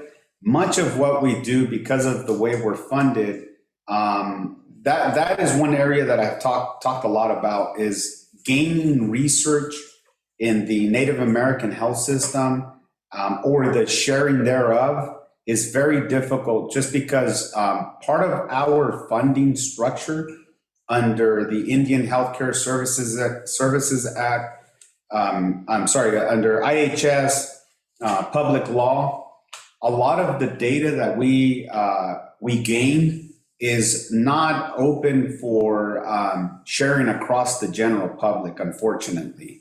And we have to respect those laws that exist, and those regulations that we are bound to. And so however, what we are doing is putting together an impact report. And the impact report, I think, could provide a summary of what we're doing, how we're doing it, and what are those outcomes that we are achieving among the patient population we serve. And so we have a small team right now that is on the data end of it. And we hope to have this impact report available at the start of the next fiscal year. We just undertook a very large community assessment. And so we hope to include a lot of part of that data into this impact report. And in it, we'll share some workflows of how we're doing this work, how integrated care is really elevating and escalating wellness across the patients we serve. So I hope that helps answer that question. I know we have about 5 minutes left, or 6 minutes. Thanks, Dr. Appreciate it. We'll definitely wrap it up. We're hoping to get to as many questions as we can. And so I think we'll take another question, and then we'll just do some conclusionary comments, and we'll turn it over to you, Hector, for just some last minute debriefs to us. I know we have a couple, there's a couple questions I already answered in the chat. But this one says, wondering if you are serving any natives that might also be eligible for Medi-Cal. When they need more acute care or have to go to a hospital, are they using Medi-Cal as coverage or some other health plan of coverage? The answer is yes. We are tracking our uninsured, insured, specifically the Medi-Cal insured population. And we are finding that there still exists a high number of our patient population who is uninsured. This organization did not start off with having like a benefits coordinator, if you will. We're leading into, with our resource specialists, we're really leading into supporting and assisting those individuals that are uninsured to acquire Medi-Cal, because a large percentage of those uninsured do qualify for Medi-Cal insurance. There's cultural reasons as to why, there's personal reasons as to why some patients prefer not to have any insurance. And nonetheless, we try to educate them why it's important to have insurance. Most of the crises don't occur from the hours of 8 to 5. They occur outside of your normal work week, and it could be very expensive for any individual if there are uninsured receiving crisis care, whether at a hospital or at a walk-in clinic, emergency walk-in clinic. And so we are more focused now on really identifying that population and working with that population through our resource specialists. Now, we also want to leverage our county partners and those agencies we refer to as well. We have contracts with like OMNI, for example, and OMNI provides that service as well to register individuals for Medi-Cal benefits. So it's sort of a yes and no. It's really, we can't force anybody. We are the payer of last resort. And there's, to a certain extent, there's not an entitlement of that benefit, a financial benefit of paying for the service. However, we do have a commitment not to deny the service, and which is why we just want to bring more education and more awareness to those individuals who can benefit from having Medi-Cal insurance. Well, I think this is a good time for us to really conclude. I just, on behalf of the team and we want to thank you again for having us. I hope that the information that we provided really met your expectations. We really believe in the philosophy of cultural, traditional wellness, and we're doing our best to really embed this into our practices. And so I hope what you saw, what you heard was meaningful for you. The last thing is that very soon we will own a new building, and with the new building comes new horizons. And so we're hoping to inform our community once that escrow closes. We will be sharing with all of our partners, and we invite you all to come and celebrate our open house and this huge win for BIHP. The building will be a 14,000 square foot facility. Most of the use of that building will be for medical and behavioral health, with a future goal of bringing dental services, a dental clinic as well, to our practice. And a big part of the model of care for behavioral health will include a wellness center. Now, these things, that's the vision. And the wellness center will have a model of care that centers around the wellness, the RAP services, the Wellness Recovery Action Plan, using Mary Ellen Copeland's RAP frame of work. And so in addition to that, it'll operate probably outside of your normal operating hours, 8 to 5. We look to really build this wellness center with all of you in mind. And so we hope to partner with you in any way that we can to really maximize the impact of healing and wellness across all communities. So at this point, I'm going to just turn it over to Johnny for a quick comment, and then we'll turn it over to you, Mr. Hector. Just a couple of quick notes. AIAN kids have the highest ACEs scores of 2 at 36.2%, according to HRSA in 2020. We also have some additional statistics we're going to be dropping into the chat from SAMHSA. I sent them over to Ms. Abby already, and she's going to drop them in. Feel free to browse and let us know if you have any questions, but that is from SAMHSA. And through reviewing that, though, you can see the racial disparities amongst the AIAN community, amongst other races. Thank you. Mr. Hector, back to you. Great. Thank you so much, Angel and Bakersfield American Indian Health Project, for your wisdom and sharing a lot of your cultural practices that really speak to, how you all are approaching, by being cultural brokers and supporting, the communities that you're serving. I hope the information that was shared today gives us a glimpse around, how can we think about delivering services in a more trauma-informed care way, really leveraging and valuing the culture, histories, that we bring with us when we step into different spaces and rooms. Thank you so much I know, we wish this was an in-person event, would have been more interactive and dynamic. Hopefully, in early March March 30th next year, we'll be able to bring you all back, if you all will have us, to kind of share additional information around some of the innovative and dynamic work you all are doing here across Kern County. And as Angel mentioned, they're always looking for partners, right? I think, us at First Five, we're introduced to Angel and his team and automatically saw the dynamic work that they're doing to support community. So how can we work together collaboratively to bring together resources across our different programs to support different communities who we're all trying to strive so they can live and thrive their best lives. And so with that, thank you so much for the information you shared today. This was the morning plenary session. What we'll be doing now is we will actually be breaking for lunch. So we're asking that folks come back at 1:10 so that we can begin our afternoon session to really talk about, care coordination, what that could look like as we're advancing ACEs and addressing the healthcare needs of children and youth with complex medical needs. It's been a real pleasure hearing and seeing some of the great work that you are doing.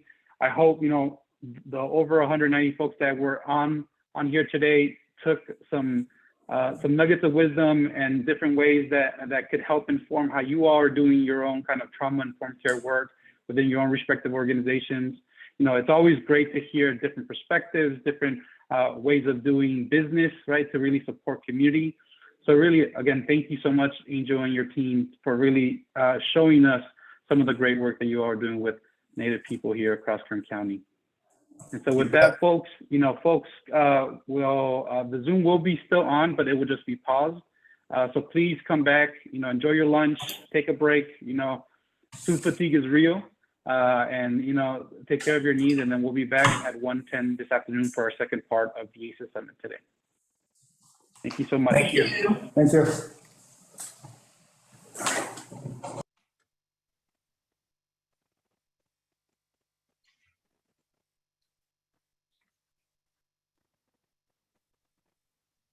Good afternoon, folks. Thank you so much for joining today's conversation, the ACES Summit, to really talk about how we catalyze our adverse childhood experiences work here in Kern County across the number of partners and across the partners and ecosystem here in Kern County.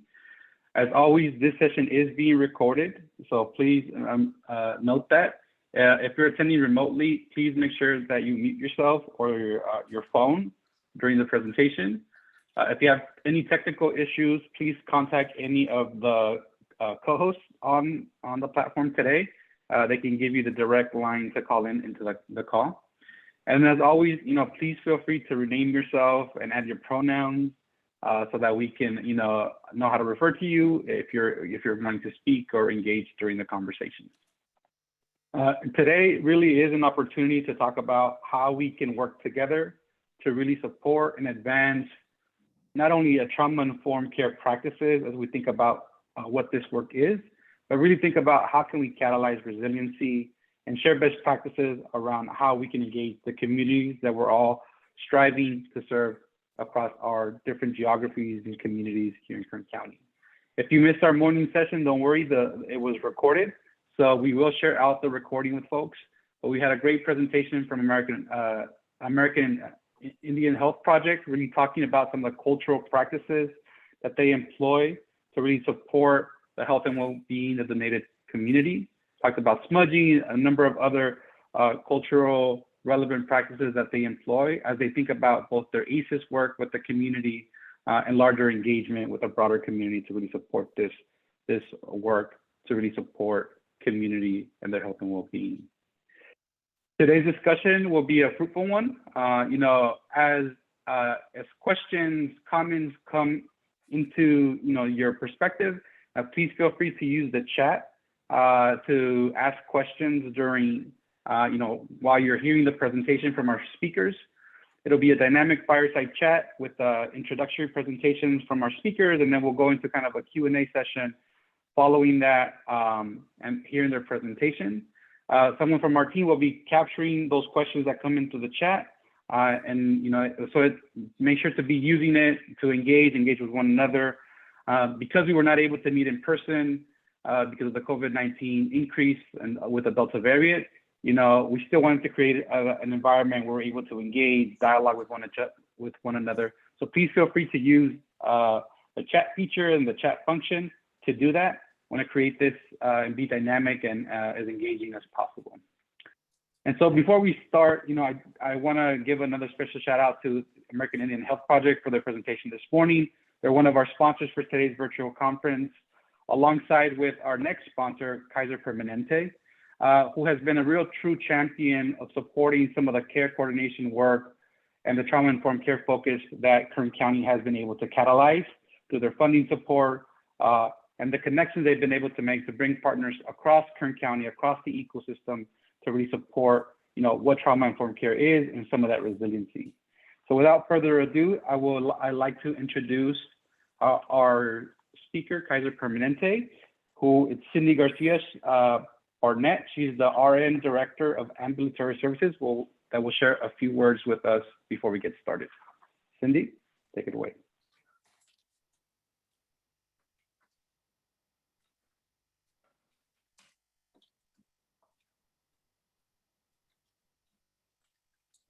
I think you're on Hello, mute. speaker.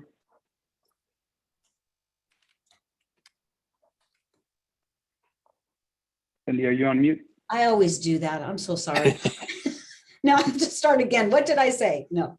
Thank you very much, Hector. And thank you, Mark, for allowing us to present with some of the remarks here. Unfortunately, my counterpart, who is also very involved here with me in Kern County, amongst some physicians and other leaders, Robin, she's unable to make it due to jury duty. And so we're hoping that she will be out of that soon and be back here with us.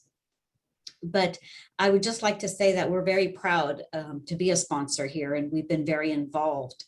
I don't know if many of you are aware, but Kaiser Permanente's work with childhood adversities and childhood experiences began back in the 1990s when one of our physicians, Dr. Folletti down in San Diego, began to identify a connection between childhood traumas and negative adult health outcomes.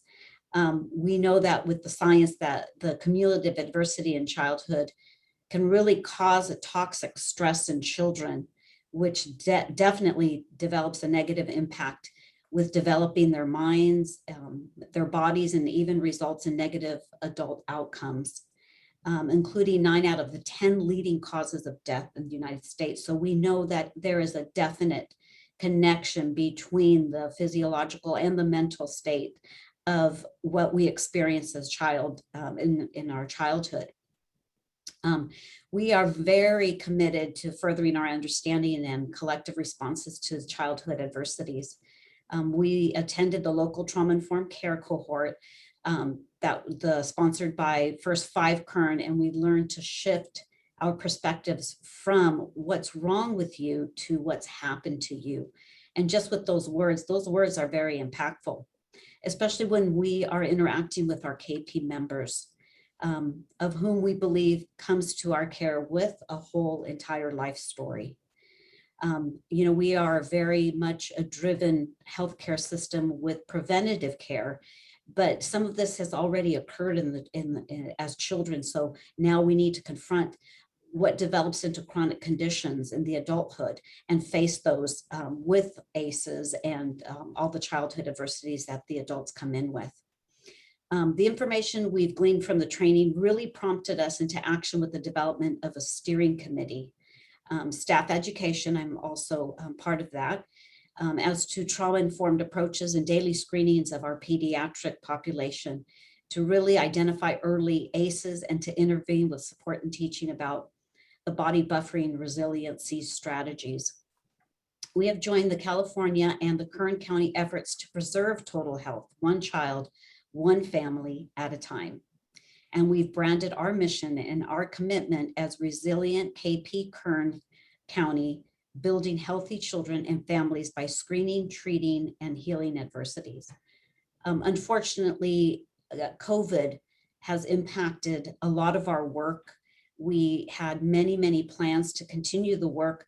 What we really had developed was a program to develop our staff and our physicians, because we felt that if we didn't have if we weren't in an environment where we are helping people, we have to really be helped ourselves first.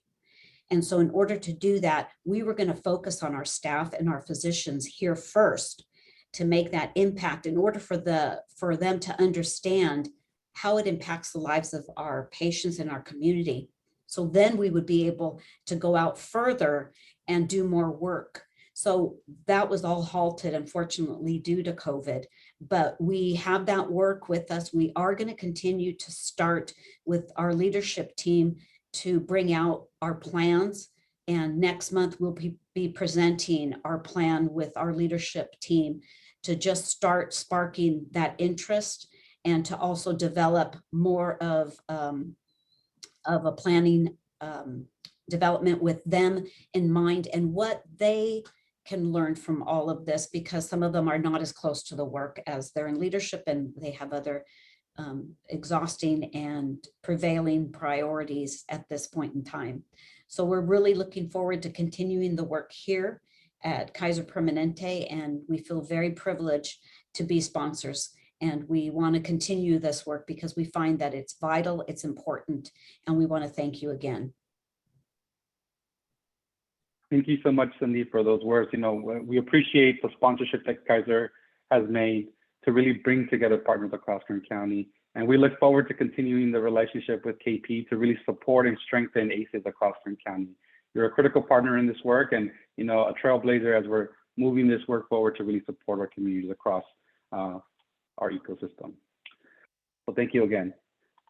So with that, you know, one of the things that we wanted to do today is really think about, you know, how can we really support and advance adverse childhood experiences, really think about, you know, equity considerations, care coordination, you know, how referrals are made to really support communities across Kern County, Bakersfield, rural communities that are impacted.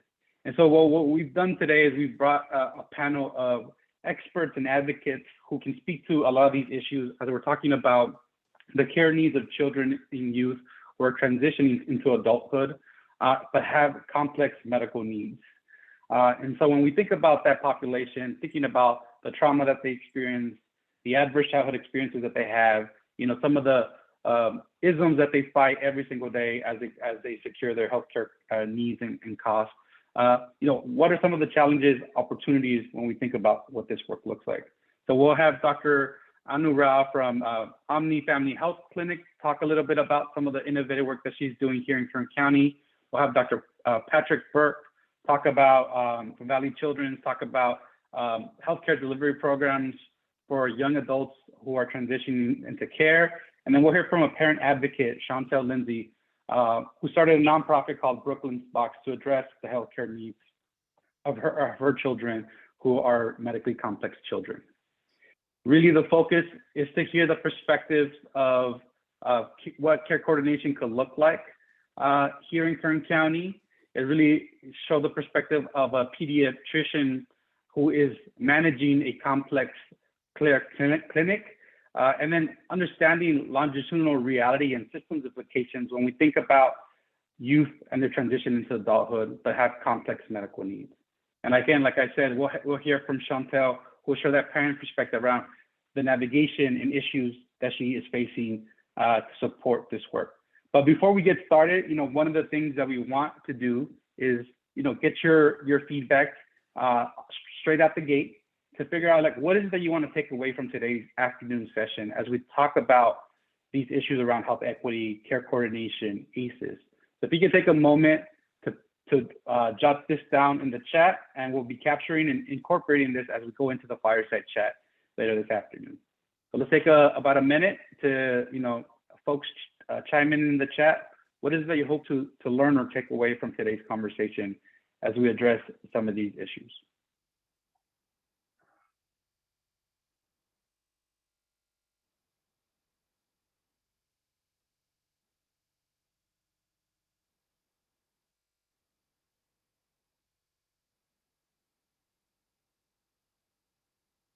And don't be shy, because this is for everyone's benefit, right? What is it that we want to actually learn about and integrate as we're thinking about this, right?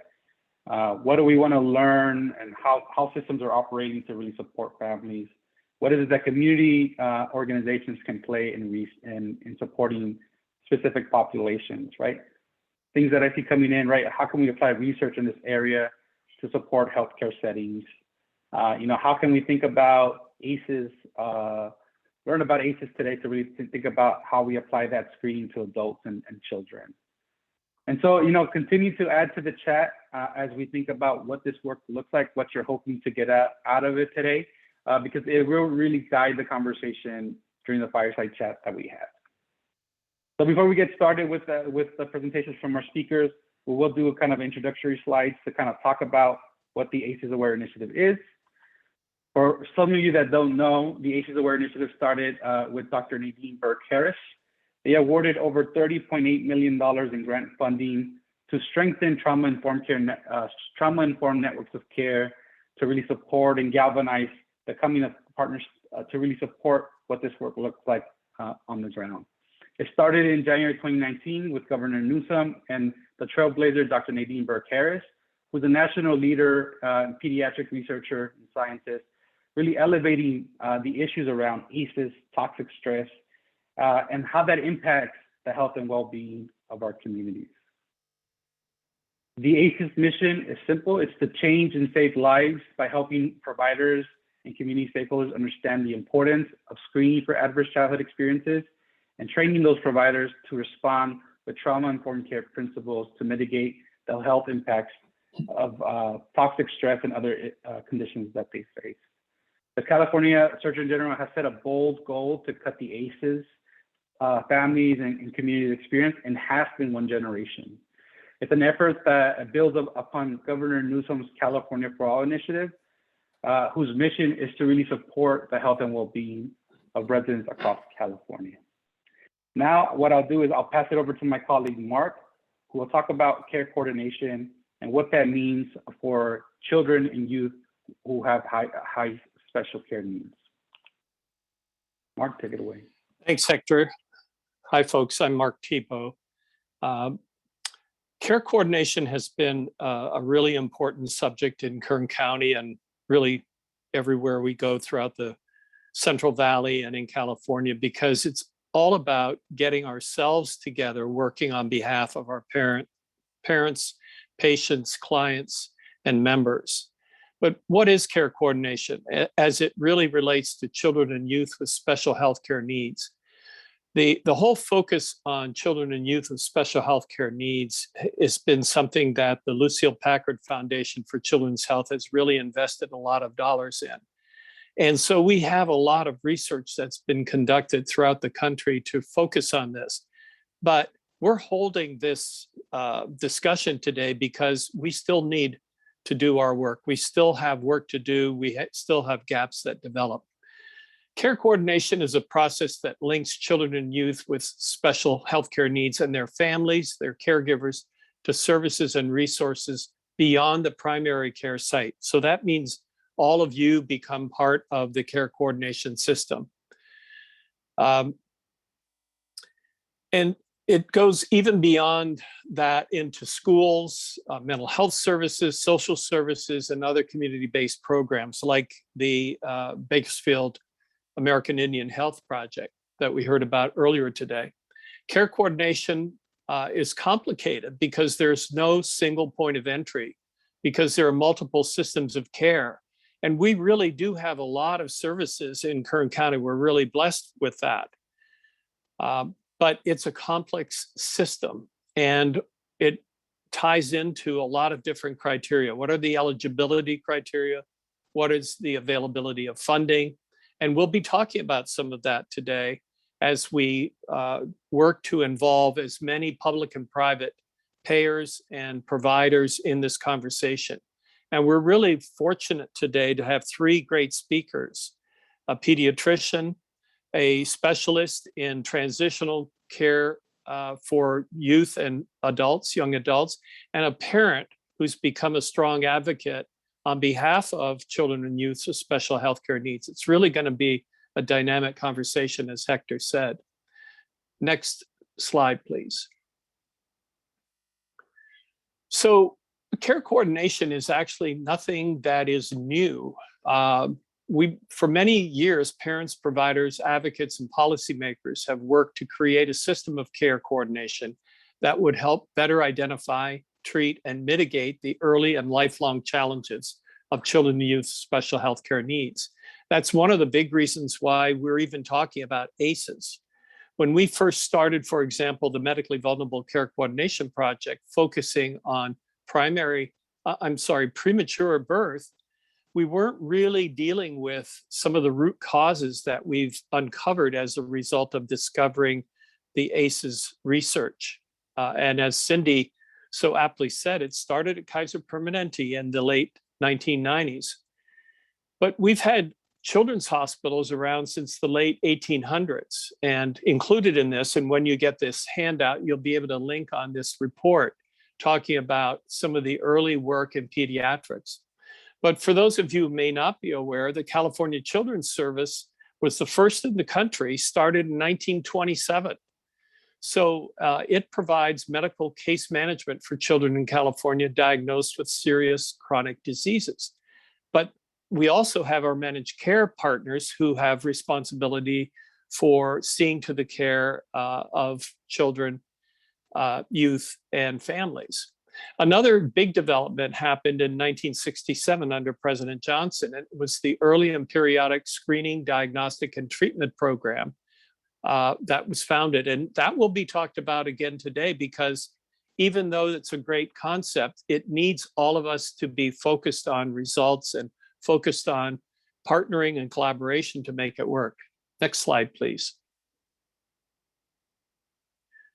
Just to explain a little bit about EPSDT, something that you may not have heard about. As I said, it was enacted in 1967, and it's part of the child health component of Medicaid, with a deliberate focus on prevention and earlier intervention to reduce health problems among poor children and offer them equal opportunity to succeed in life.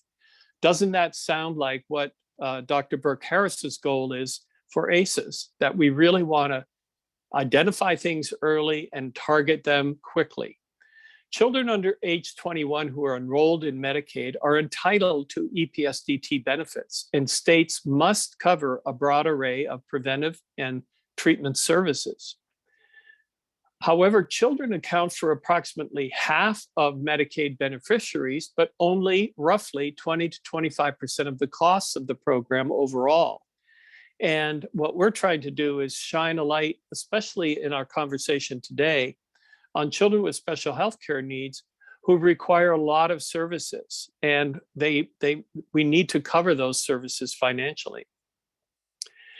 With Medicaid and EPSDT, however, poor children's access to health care is designed to be like that of non-poor, privately insured children. That's the good news. We're trying to create an equal playing field in all of our services, both public and private. Next slide, please. So what are some of the examples in Kern County? Well, we're really fortunate that we have First 5 Kern, which over the last 20 some odd years has invested well over $200 million through the tobacco tax that has been levied since 1998 on tobacco products.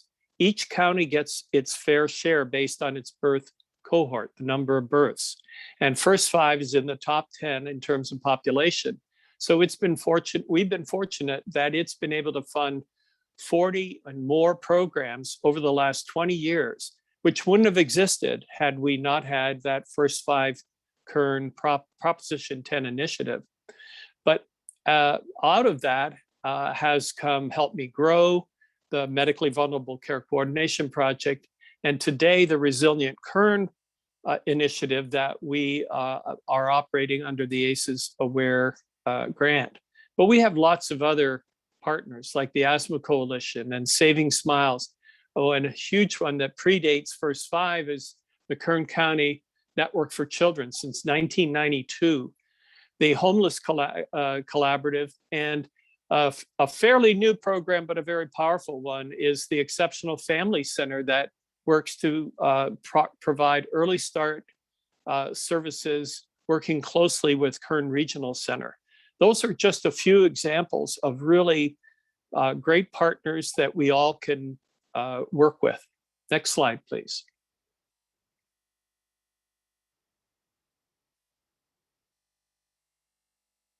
Next slide.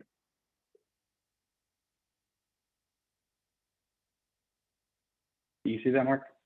No. Next slide. I'm sure you're trying, I'm not seeing it. Are you trying to show the pair of ACEs? Yeah, yeah, it's a pair of ACEs. Okay, why don't you pick it up from there? Sounds good. So, one of the things that when we think about adverse childhood experiences that we need to know is, the pair of ACEs. two different things, right? We have the adverse childhood experiences that we, see around three domains: abuse, neglect, and some of the other challenges that folks often see within the ACEs questionnaire. But the other thing that we need to also be aware about is the adverse community environments, right? The hidden isms like poverty, discrimination, poor housing quality, violence, lack of economic opportunity that really disable the upward mobility of communities. And one of the assets that we have here in Kern County is really the Kern Connected Community Network, which is a network of organizations that are coming together to make social care referrals to really support the health and well-being of families across Kern County.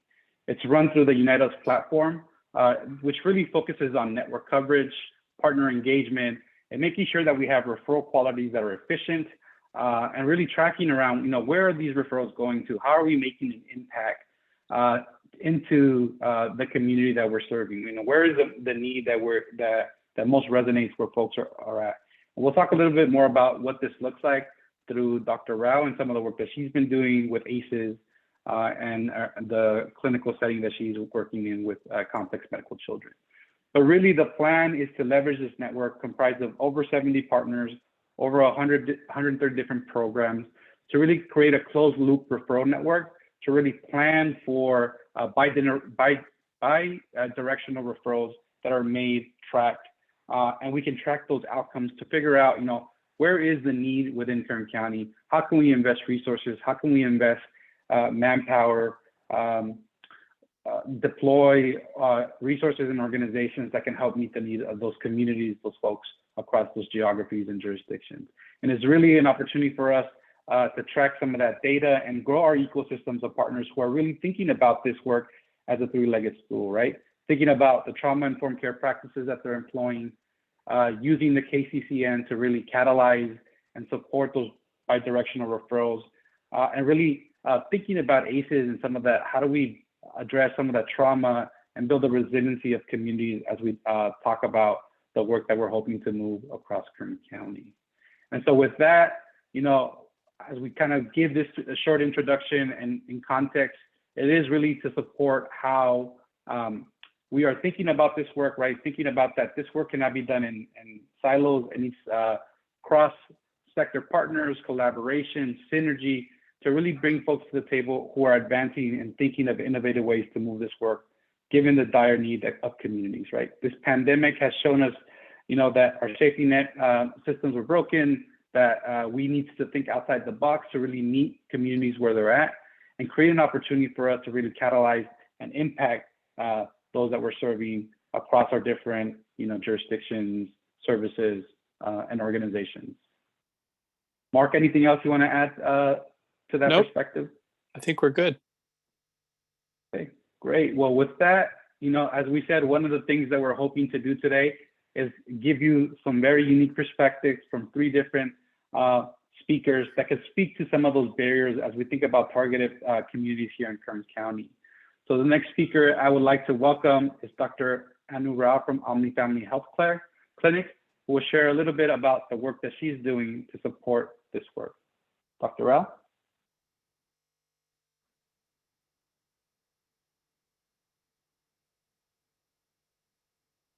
You're muted, Dr. Rao.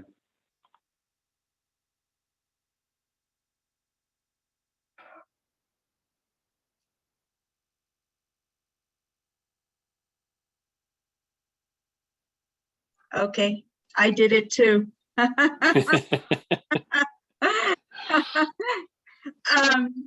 Good afternoon, and thank you for the opportunity to speak about some of the work that we're doing here at OMNI Family Health with respect to our complex care pediatrics program. In discussions with Hector and Mark, the question was the why, first of all. Why are you doing the work that you're doing? And the answer to me is simple. Working in an FQHC where there's so many children with complex medical problems, it became very apparent to me that the system is not friendly to these folks. There's a lot of siloing going on. There's major care gaps, and there's a lack of communication between the multiple providers that are involved in the care of the child. So the why is it needs to be better. Our patients deserve it and their families deserve it. Also, we're providing very expensive care in but low quality care overall, because complex care kids, they are about 6% of the pediatric population, but they do consume about 40% of healthcare resources allotted to pediatric to the pediatric population. So disproportionate use of healthcare dollars, yet multiple care gaps and lapses in services. Do you have the slides, Hector? Yes, are the slides not showing, Dr. Ra? No.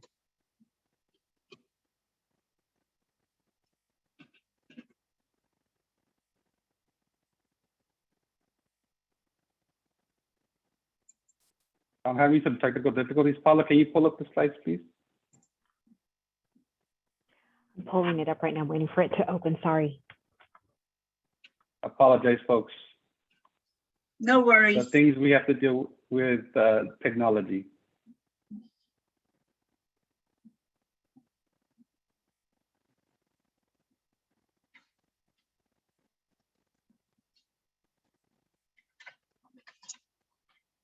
While we're waiting, let me just comment that over the years, really, I've started to get an awareness of all the barriers, the systemic barriers that we face in caring for children with high medical complexity and high technology dependence. I don't believe that the systems we have in place have really kept up with the explosion in the number of children with complex medical conditions. Systems-wise, there is such a lack of communication really between providers, between the primary and the subspecialists, and between various subspecialists. Geographically, a child may be living in a certain place, seeing specialists in 1, 2, or 3 other children's hospitals. So even amongst the specialists, the care is siloed. And that really leads to a lot of difficulties in appropriately managing the child. Access is another issue in terms of whether the children are able to get in to see their primary care physician on a timely basis when they need them. And without that kind of an access, you will see more emergency room visits for really non-emergent type of situations. The multi-payer system is another big issue and an obstacle in many ways to care in terms of the way children's payers, insurance payers are carved out. What's a CCS condition? What's not a CCS condition? Who pays for this specialty visit? Who pays for this service, this nutrition, this therapy that the child needs? And oftentimes between the payers, there's insufficient communication, and that just delays the referral process, particularly when you're thinking about items that keep the child safe, a car seat, a BAP, system to safely bathe the child, to safely transport the child, a wheelchair, for instance. Extraordinary delays in getting these services authorized. I believe it's the next slide, Paula. There you go. The other thing is the reimbursement structure. The reimbursement for us is based really on the volume of patients, more so than the quality. Although, I mean, that's not absolute, that is changing. But in terms of seeing a medically fragile child in your office, it takes time.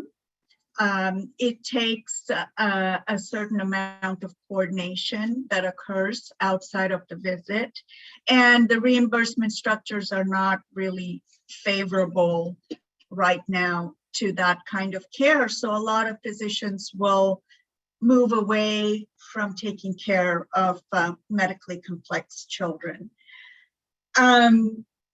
EHR is another major technical barrier because different hospitals use different electronic health record systems, and it's very difficult to access these records between hospitals. For instance, at OMNI, we use a system. It doesn't communicate with the system at Madera, although I do have a way of accessing it, and I do thankfully have access there. We worked really hard at getting access to CHLA to get the records there. I've still been unsuccessful with UCLA, for instance, where a third of our patients go.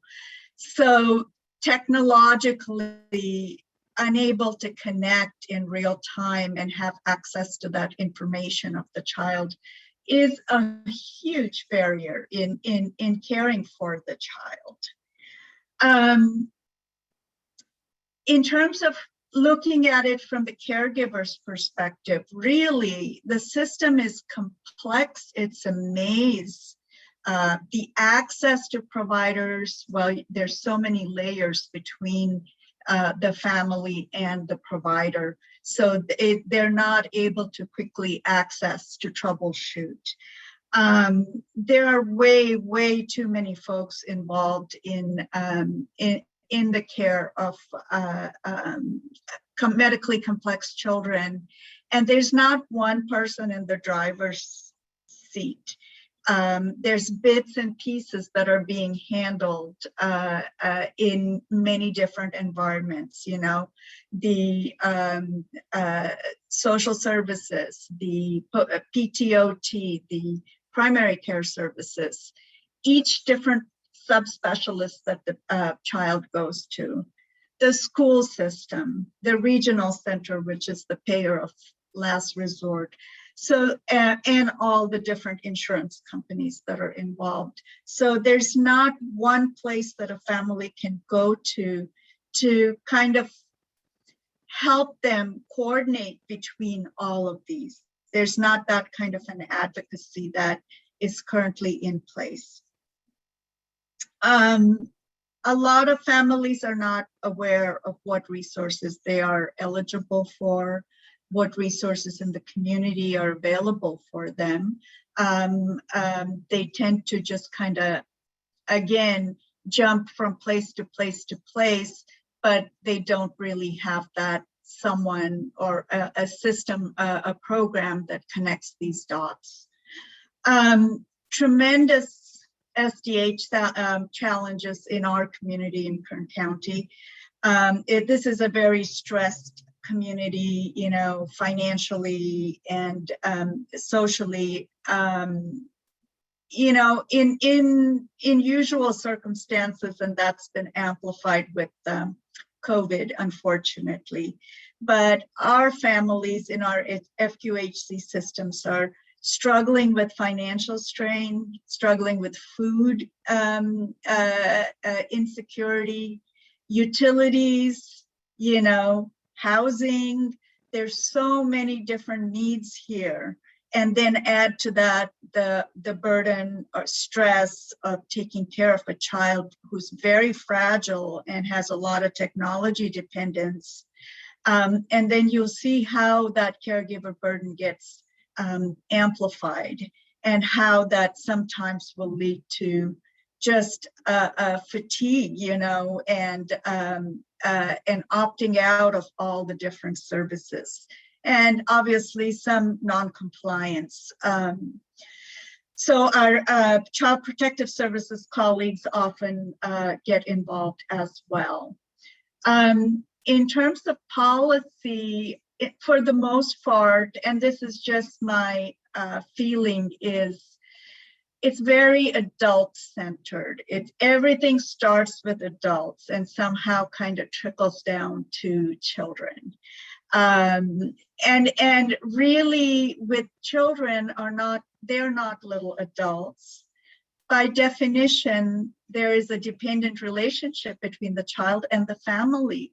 So the contextual needs are very, very, very important. So in looking at policies for children, we often neglect to assess for those contextual needs. Unlike adults, children live in the context of families. So supporting the families is essential to supporting the child and is essential for healthy outcomes. And the child is usually not the only child. There are other non-complex children in the home. So we need to address the needs of the family as a whole. And policy-wise, that's not something that's been occurring. In terms of some of the recent policies, again, it's really, I feel, as a community pediatrician, I feel that my voice is not, or people like me are not really involved in these policy decisions, and our, perspective is really not heard very much. It seems to me that it's really policies being made in tertiary care hospitals, in academic settings, without a knowledge of what it takes to support the child and their families in their area in which they live. Not all children live right next door to a children's hospital. The majority of children live in communities that are a distance away from hospitals. So it's not sufficient to focus on hospital services. We have to figure out a better way of supporting them within our own communities, and really referring them to local resources to support them and to ease that caregiver burden. Caregiver burden, as a matter of fact, has profound consequences, not just for the child, but for the caregiver. It's associated with multiple physical and mental ailments and decreased life expectancy. I've had 2 caregivers pass away well before their medically fragile child passed. So it's a real and scary thing, and it's often not addressed. So really, community barriers, I feel that we need more resources, and I feel that the folks who are taking care of the kids, the families, the providers, the various supportive services have been stressed tremendously by COVID. And then finally, even within the community, really it's a question of priorities. When you're talking about complex care kids, relatively a small portion, relatively less awareness, say, compared to, cancer or some of the more popular higher profile conditions. So, with that competing priorities and the fact that it's a smaller percent of children with complex healthcare needs, sometimes this group gets lost, you know, they don't get the attention and the support that they need. Next slide, please. So this is a day in my complex care clinic. You know, the office visits or in person or telephone, those make a very small portion of my day, because even when the patient is gone, I have to deal with numerous agencies to coordinate their care, to to problem solve, and to get things done. And unfortunately, the reimbursement for my organization depends on direct patient care. And all the other stuff that we do, that's very crucial stuff, you know, involving care coordination, involving communication with so many different entities, that is not billable. And that's why I think a lot of physicians, you know, don't really want to deal with complex children. So as a result of these frustrations, we started our pediatric complex care clinic at OMNI. Currently, we're the only clinic that's dedicated to patients with medically complex needs.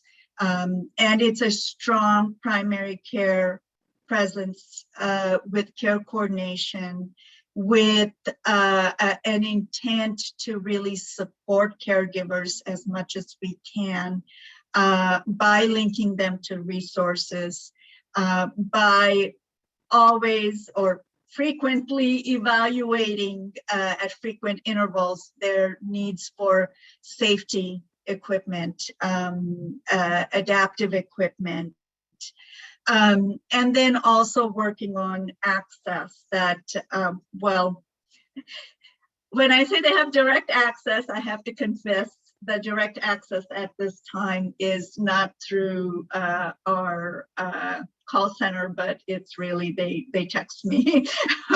We're still working on direct access to the clinic, but in the meantime, that's what happens.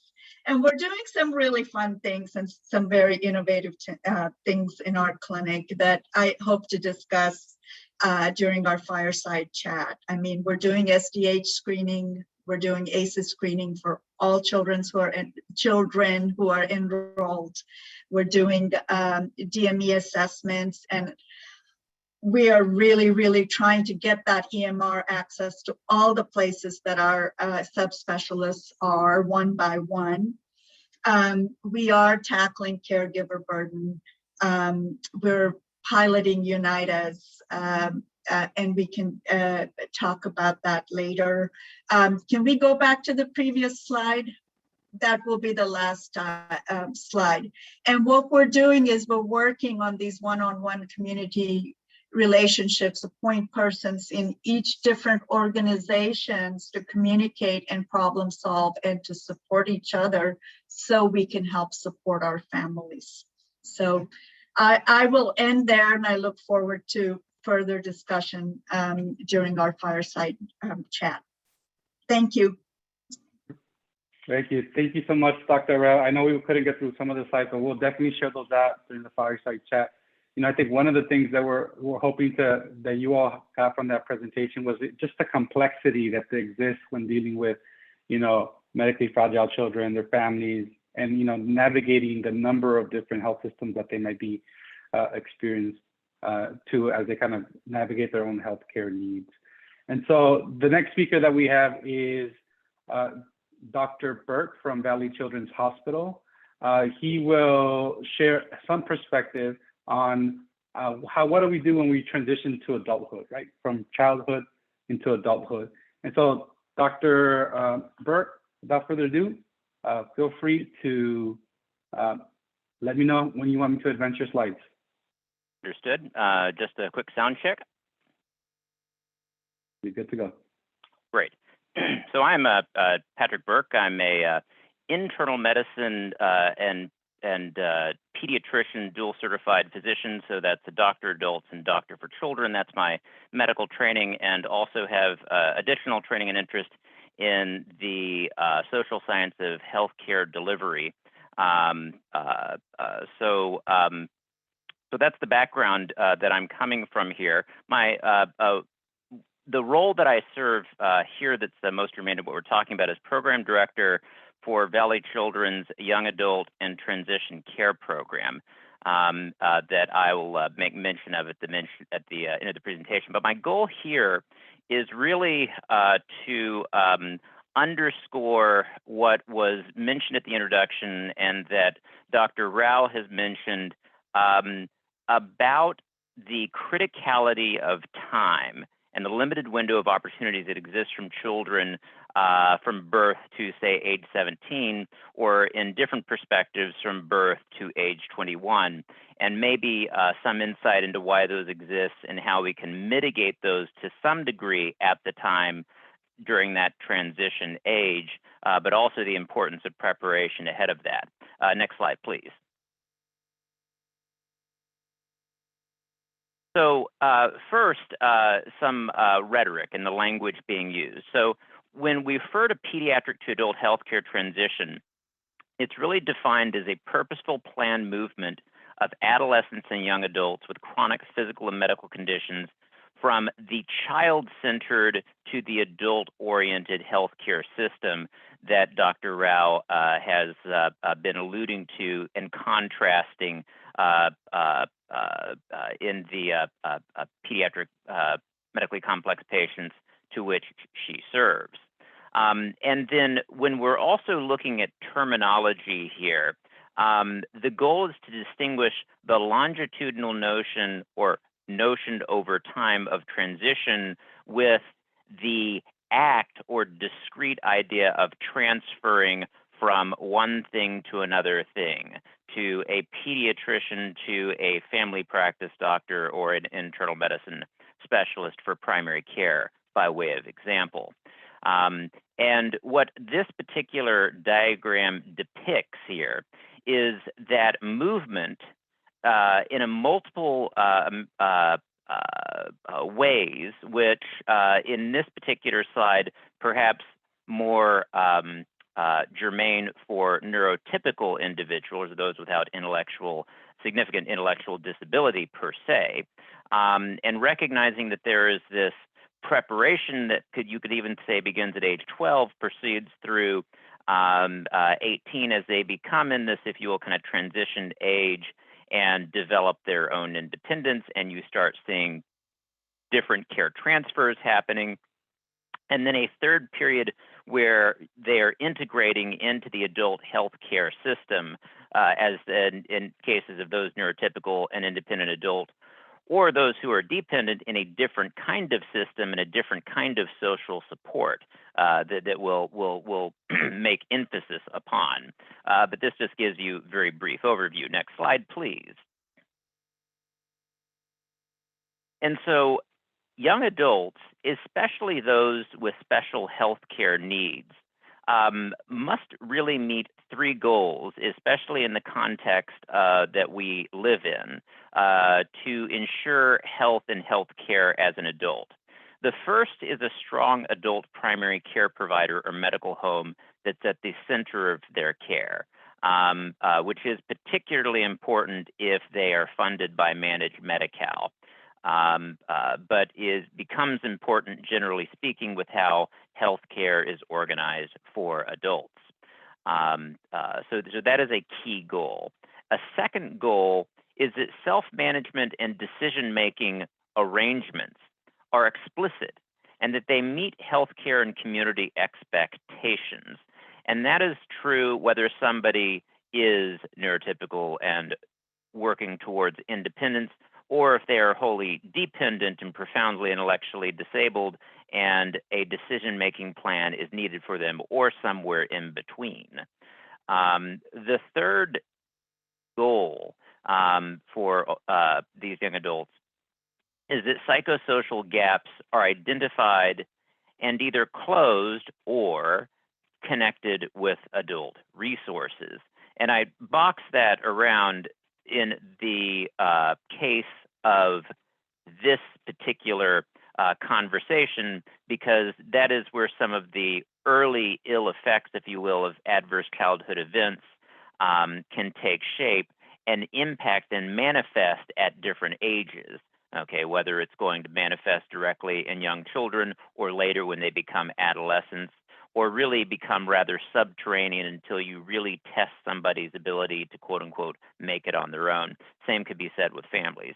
And the three-legged stool analogy here is apt because all three of these really need to be in place for somebody to succeed. And if something is significantly off, if you will, the transfer to adulthood will be fraught with bad outcomes. And we see that, or that's been demonstrated time and time again across contexts, across states, countries, et cetera. And again, I indicate here this is supported by over 15 years of very intensive research. There's preliminary things happening before that, but intensive research over the last 15 years in quality improvement work. And then, of course, synthesized by our own 3 years here locally of young adult and transition care program development. Next slide, please. Great. This is really the key message that is not visible to those of us looking at this kind of metaphorical mountain ahead of us that children need to climb, that there is a ugly thing on the other side, which is a sheer cliff. And that sheer cliff that exists as much in Pennsylvania, this is from the graph from the Children's Hospital, Pennsylvania, as in California, that the rules change, and they change very suddenly and some might argue cruelly. And that stems from two federal, what I might call social compacts that we can unpack if you wish later. One of those is what Mark was mentioning earlier, the earlier periodic screening and diagnostic and treatment go away. There is no adult equivalent. The Individual and Disability Education Act that supports the school district goes away. There is no adult equivalent of that. Effectively in the state of California, based on Mark's great review of what exists, you're left with the hope that you're captured by the Lanterman Act, i.e. the regional center system, and that has its own complexities to it. So again, the message here is that when we need to attend to adverse childhood events and bring about the opportunities that are there and resources, even if they are, as Dr. Rao was mentioning, challenging to connect with, there is a necessity to do that in some case because they do not exist. And if they are not connected before 17 or before 21, they could really be left literally falling. And so that's the main message of this slide. Next slide, please. And so what I wanted to end with, because since I've made mention of it, is to at least very briefly describe what this Young Adult and Transition Care Program is. This is a program that was established at the behest of the Valley Children's Board of Directors. And it's a corporate program that supports Valley Children's Specialty Care Centers. That's the name for our clinics, like oncology, the cancer clinic, and the cardiology clinic, the Wilson Heart Center. It supports those in our primary care medical group. There's a few clinics there in Bakersfield as well, and in Kern County. And it reports to the Valley Children's Chief Physician Executive, Dr. David Christensen. The very high level activities that we do, one is which is called the Transition Clinic. This is an internal referral clinic only. So we are assisting, if you will, the different specialty care clinics that many of you are familiar with and rely upon. In this notion of child to adult transition, to create that roadmap, if you will, to meet those goals and manage the transition process. And as part of that, it requires a rather intensive medical and psychosocial needs assessment. This is still an early stage, been in existence for 3 years, but already much great learning and some really good results for those patients who've come through the program. We also focus on adult healthcare partnership developments, both in a pilot sense, both with adult primary care providers. We have a partnership, for example, with OMNI Healthcare, and then others in different parts of Valley Children's catchment area. And we also have proof of care partnerships with managed Medi-Cal providers, and we have one with Kern Family Healthcare, germane here. We also, because of the nature of what we do, also focus on internal quality improvement work, recognizing the ongoing challenges of managing adults in a child-focused organization, adults being really anybody over 18. And then also focusing on coordinating the efforts, the many efforts that happen across this very large organization, and alignment of our specialty care center adult programs and practices. Next slide in conclusion, that should hopefully give you a little bit of a brief sense of introducing the notions of what things look like and what is to be expected when you grow up. And that is really the expectation here, is one day they'll all grow up. I would conclude with the comment to echo Dr. Rao that if we go back about 30 or so years ago, the survival rate for children with any degree of medical complexity was less than 10%. Now it is literally 90% plus. Will survive into adulthood regardless of the diagnosis. That's a profound shift. Thank you very much. Thank you so much, Dr. Burke. Great points around, as we think about how children are transitioning into adulthood, what that looks like and the potential cliff that exists, right? If parents, caregivers are not supported to really help navigate what those healthcare issues might be within, their healthcare needs for their families and their children.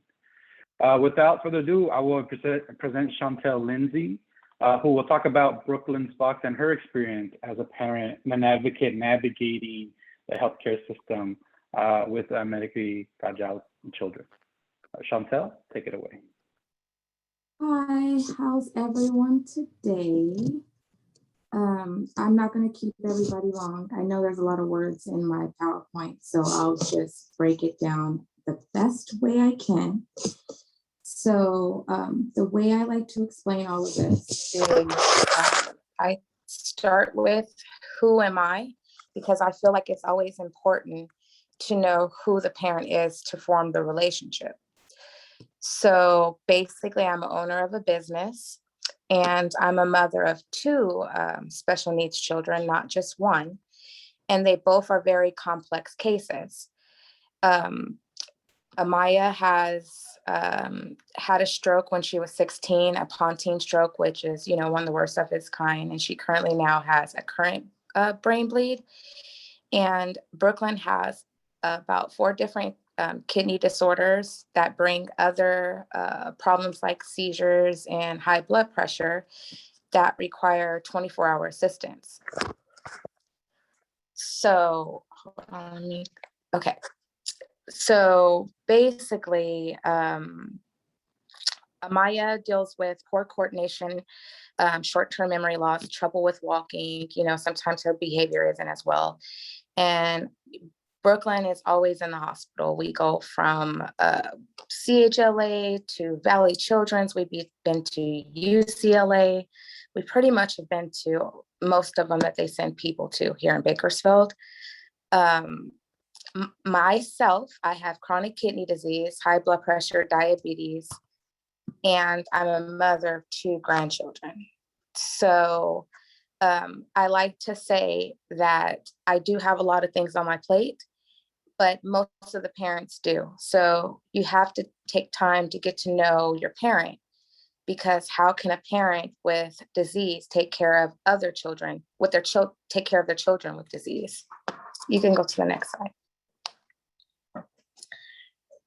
It takes a village. So therefore, in order to coordinate care, it takes a team of people to come together to be able to do that, which means they all have to communicate. We can't have non-communication, because then that kind of doesn't help the child. So at the home, we have the extended family members, the other siblings, community services, schools, and special education. So those are all outside. But then there's the medical community, which would be the specialists, the hospital specialists, the UCLA, physical therapy, OT, social worker, pediatrician, dental, insurances. So these are all the people that us parents are dealing with at one time. Doctor's appointments with all of these people that sometimes coincide with the other, that usually interrupts your everyday life, where you can't work, or you can't go to school, or you can't do the things that you need to do because you're busy with all of these appointments. Okay, you can go to the next. Everyone by now, I think, should know the definition of medically fragile child, because the reason why I throw this up here is because sometimes people see a child and they automatically think that they're well-bodied. And sometimes they don't understand the complex case because it's from the inside and not from the outside. So I do like to throw that slide in. We can go past that. And all the pictures are personal pictures of mine. We as parents, we have to learn things like becoming familiarized with the child's medical conditions. I always like to tell, when I speak, I always like to give the analogy that doctors go to school for such a long time to learn all of these medical terms and to learn medical skill. But as parents are thrown in a situation where we have to learn it right then and there, or we get in trouble. And that's a little like over asking of us. We have to become familiarized on how to care for the child, how to deal with effects from the medications, figuring out healthcare coverage, and how to financially care for the child. You have to make modifications to your home to accommodate the child's need. But you also, I didn't throw this in here, have to make modifications into your income to be able to have insurance, to be able to pay for the things that you need. Long-term pediatric care, if it's there, we always have to think of backup generators in case there's a power outage, how to schedule 24-hour care for a child and what that looks like, and just understanding the overall running of the healthcare system, because a lot of parents don't understand medical terminology and they don't understand insurance terms. Next. Okay, so this is my family breakdown. It says less than a year, but we've extended this recently. So in the beginning, there was just Brooklyn. And as you could see, we had over 100 hospital visits, and we have basically lived there our whole life. And then from there, my other daughter had a stroke. And if you could see the little red, those are CPS calls. So in between all of that, I've had multiple CPS calls for, I feel, misunderstandings because of there not being an understanding that I have too. My daughter and Maya, we kind of had to learn how to walk, talk, eat, everything all over again. Also, I had to become acquainted with how to work 2 wheelchairs, because when Brooklyn is on relapse, she also cannot walk. So you could see where my daughter, we did come home, but again, I was one single parent trying to trying to provide for 2 children that were both required so much medical attention. Let's see. The special education, let me go to where it says COVID, because that's important. So during COVID, I learned so many things. I had to learn how to be triage, nurse, chef, pretty much everything, right?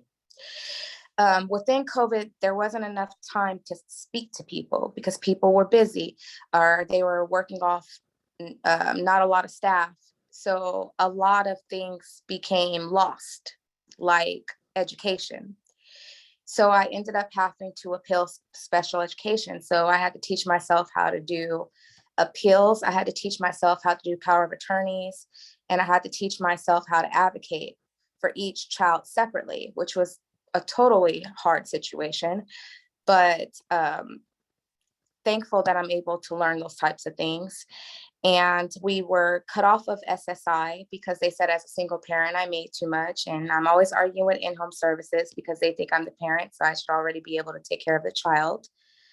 But all of that leads me to Brooklyn's Box, which is where I want to create services or with my, the community that I work with, that the parents need or that I needed at the time. That I couldn't get, especially care coordination and understanding medically what is being said. So we can't communicate with the staff well and not get CPS calls when we don't understand what's being said to us. So I think there needs to be a little bit of a collaborative effort so that we could all work together to be able to provide the parents with the education that they need so that they could be better parents, but also better advocates. So at Brooklyn's Box, I like to offer supportive services for parents. Other parents donate items. So we have feeding tubes, we have nutrition, we have clothing, we have diapers, we have chucks.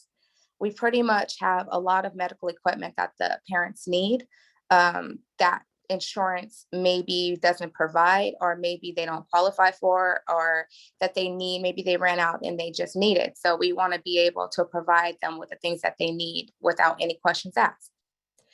Also, education. Education is really important for kids with special needs because a lot of times they're out of school. So if they're out of school and they're missing out on education, then we need to find a way for them to continue it, which is why we have a free book program for the children so that during hospital stay that they could get, still continue to read and learn through literacy while in hospital stay.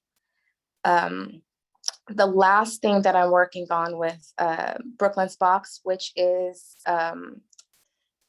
sponsored by Kern Health Systems, is our nonprofit childcare, which is totally ran. It's a childcare and parent resource center that is ran by parents. So basically the parents become the childcare, which is the respite that they desperately need. And also they become the runner of their overall center so that they are in charge of these workshops and the classes that they need in order to better advocate for their children. And hopefully within that, we could be able to partner with other services like Paramarata or any of the PT services that are needed for the children to get the PT and OT that they need here in Kern County also. The problems we like to solve, of course, are caregiver burden, because there are many times I'm overwhelmed, but I just keep going. Free medical education for parents, because all parents need to know about the condition that their child is facing. Creating a space where medically fragile kids can learn and enjoy life. And that means by including the siblings. Everybody in the family has to be included. It's well-rounded.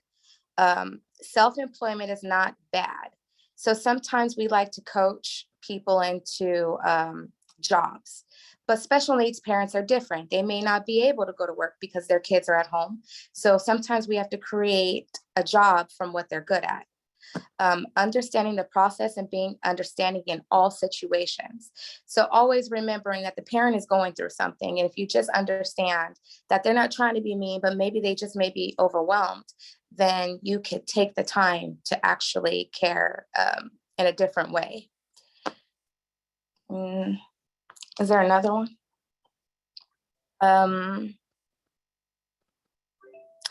Understanding caregiver burden is just understanding that we have all these other issues that come up that literally affect the way we confirm an appointment.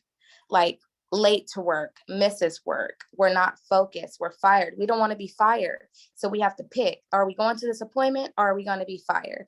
So real time, we have to pay our electric, we have to pay for childcare services, approvals. There's so many things in our brain that sometimes we get a little scatterbrained and we come off in a different way, but we totally don't mean it like that. Next slide. It is very important in care coordination to be able for everyone to be able to connect together. I like to show pictures of everything because I feel like you can see how we've made so many connections throughout the years. That's down there. There's the Valley Children's psychologist. We have the staff at the ER at Memorial. We have the staff at Valley Children's. And Brooklyn seems to never miss a Christmas in the hospital. So she likes to rack up. Next.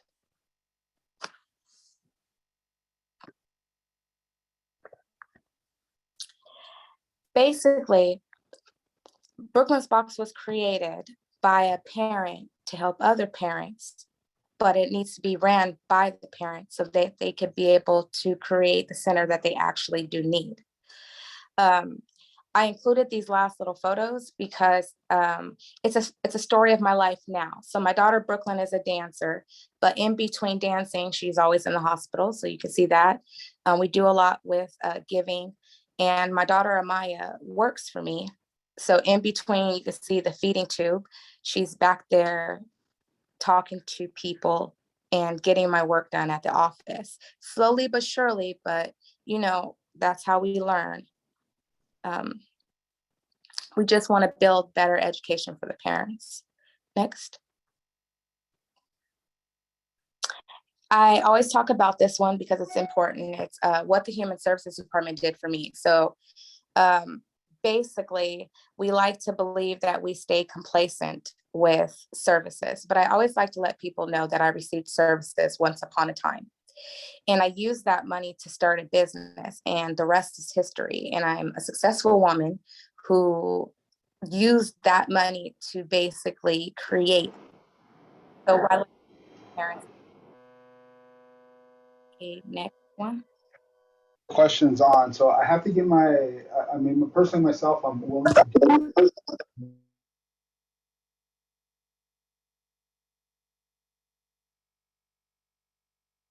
What was the question again? I don't think it was a question, Chantal. I think someone was unmuted. Go for it. Oh, thank you. Thank you. Right, thank you. The Department of Human Services, if you need it, use it as a stepping stone, and then go out there and just do the best you can. Thank you so much, Chantal, for sharing your story and being vulnerable and really, highlighting what some of that complexity is when managing, the realities of two children who have medical complex needs. And so I know must be a ton of questions that are coming out, but we're going to use the next few moments to kind of bring together, Dr. Rao, Dr. Burke, to, ask a series of questions to think about, how do we think about this work, right? Where do we want to go? What are some of the things that we could be doing here in Kern County as we think about care coordination for medically complex children and youth who are transitioning into adulthood, and to the general population, right, that we're serving. So Dr. Rao, Dr. Burke, Chantal, if you join me in the kind of first question I want to ask and throw at you, Chantal, you kind of highlighted some of the challenges, that you face, as physicians, Dr. Rao and Dr. Burke, what have been some of the issues that have come about because of the pandemic, right? How much harder does this work become? Because in the background, we have a pandemic, we have, a surge of folks in the hospital and unable to meet your clients in person. Can you all speak to what some of those challenges have been as we kind of moved into the pandemic?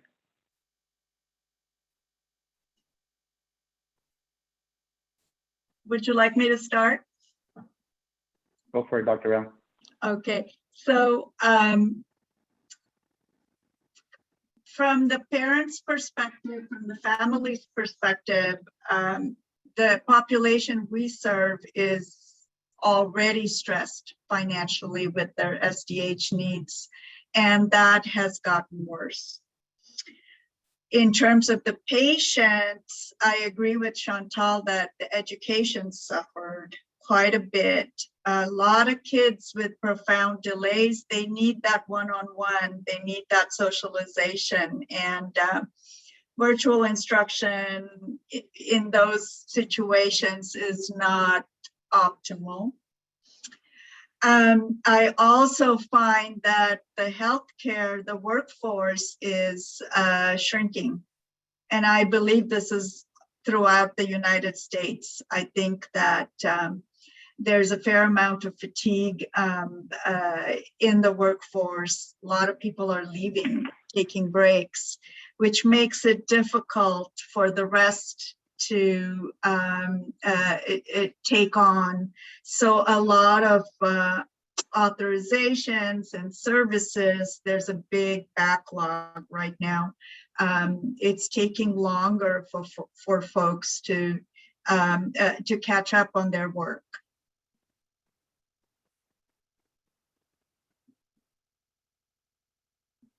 From my perspective, at Children's, and a couple of hats I wear, working with adults in primary urgent care as well as with chronically ill children, one mirrors Dr. Rao's experience of noticing whether it are people who are struggling more, attritions in workforce or loss of employees that's happening across the country, and a lot of this is to really underscore the opportunity to see, to have eyes to see and ears to hear, is one, recognizing that COVID in a lot of cases doesn't do anything on its own. It merely uncovers that which is already there. If there was a marginal either healthcare organization or business, it's going to fail. If people are already struggling, then they're going to struggle more. It worsens things that are already there. So when you see something, it's not, this is because of COVID, this was uncovered because of the circumstances around COVID. So I would invite that viewpoint as we look at that. The other thing that may be a little bit more particular in a way to the pandemic is chronic stress, which is really rather unprecedented, of being on constant guard and what that does to the human body, what that does to people's spirits, what that does to mentation. Like I said, I also work within adult primary care, and after COVID-19 being the number 1, 2, 3, and 4 diagnosis, the next one in there is anxiety. And so this is not a small thing. But those would be a few observations, and I'd pause there. Thank you, Dr. Burke. Chantal, or as a parent, what are some of the things that the pandemic has highlighted for you? So I think really just the lack of extra services. So I think because parents couldn't really get a hold of anyone, there was a lack of I don't say lack, I should say there was a lot of missed medications because of the fact that we couldn't get, refills. And there was, I think, a fear because you have medically vulnerable kids and you don't want them to get COVID. But also the fear is to go into a hospital and you can't even worry about your other children as a single parent. Because I realized that a lot of the parents who also I serve at Brooklyn's Box, those parents are single parents too sometimes, or they have the dad that works. And a lot of the fear is that one person is going to go into the hospital and no one else is going to know what's going on with the child. And to deal with that, also have to deal with maybe transportation issues and things like that when the parents don't have a way. It could be real nerve-wracking, and then, sometimes you miss the appointment because of something dealing with COVID, and then you get a CPS call. So I feel like there was kind of like some missing gaps because of the lack of staff, within different services. Great, thank you, Chantal. I think you really hit on some key points here, right, around some of that care coordination that could be lacking. As Dr. Burke said, the system just showed its flaws when it became overwhelmed and some of the issues there. Dr. Rao, can you speak a little bit about some of the work that you're doing locally here with OMNI around both the ACEs screening and connecting families to these critical resources that can help them, thrive in moments of where they're facing either food insecurity, housing insecurity, or need to be connected to resources? Hold on. Am I on or not? No. You're on. Okay, great. Thank you. Technologically challenged here. We had a wonderful medical student rotate through our clinic. We love having students and sharing with them. And she actually looked at our workflows to see what would be the least disruptive and patient-friendly way of incorporating ACEs and social determinants of health screening within the workflow during our appointment. And so we tried many different things, and we figured out a way really that works well for us. And so we are screening for ACEs in all of our complex care patients, I should say. We're a pilot, and we're kind of looking to see how we can disseminate that to the wider general pediatrics group. We do have the luxury of having a little bit more time. So we'll just have to see how well that translates over. And of course, for peds, we use not really ACEs, but the PEARLS, the pediatric ACEs related screening. But so we are piloting that at OMNI. We are the first clinic to adopt it. There are many other providers at OMNI who are doing the screening, but as a clinic as a whole, we've started to implement that.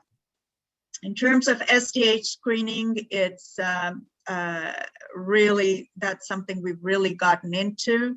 And thanks to Unitas, we can make those referrals to community resources.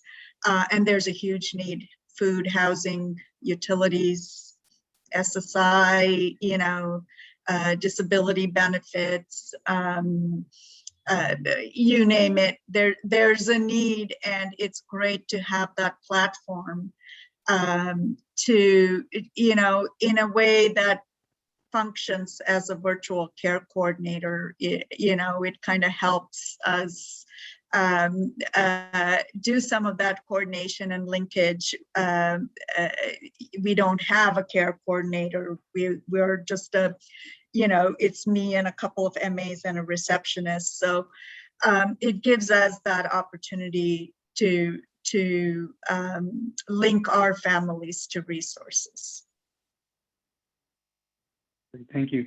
Dr. Burke, similar question. You know, as you think about some of the challenges that transition age children or transition age young adults are facing, you know, what is Valley Children's doing to really support them and to prevent that, you know, that cliff that you mentioned in your presentation, to make sure that their parents aren't put in that predicament, and our clients aren't put in that predicament as they kind of move through the system of care? Right. So, so kind of reinforcing the last point I had made in the original introduction related to young adult and transition care program. That is the organizing force behind recognizing the real challenge that again, many of you may be aware of by first or secondhand experience of young adults struggling to succeed, to live Hello, sir. This is Johnny a healthy from life. Bakersfield American Indian Health Project. Was calling you back. I think somebody's unmuted. And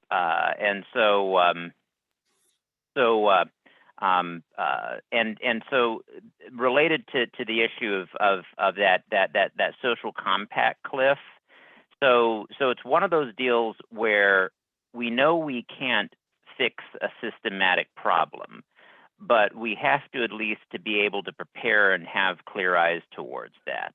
And so so part of what the idea behind what we are starting to do and what we are trying to create awareness of is, again, this importance of preparation and identification, that people at least have a roadmap to know where their gaps are, to know that if you have a child who you are not certain is going to be able to make decisions as an adult, independently or not at all, that needs to be attended to early, so that either assisted decision making can happen, or that conservatorship, if that's necessary, can be brought to bear, because it is much more likely that pediatric focused institutions and or organizations are going to be positioned to help than those in the adult world. And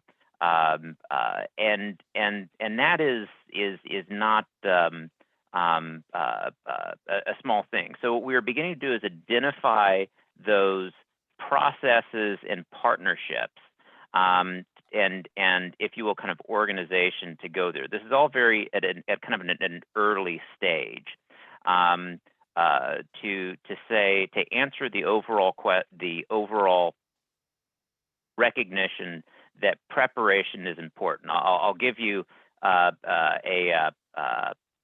kind of a metaphor. It's a little bit of a privileged metaphor, but if you have somebody who wants to go to college, okay, they don't, when they're 18, say, hey, I think I'm going to go to college next summer, and then they show up at UCLA. That doesn't happen.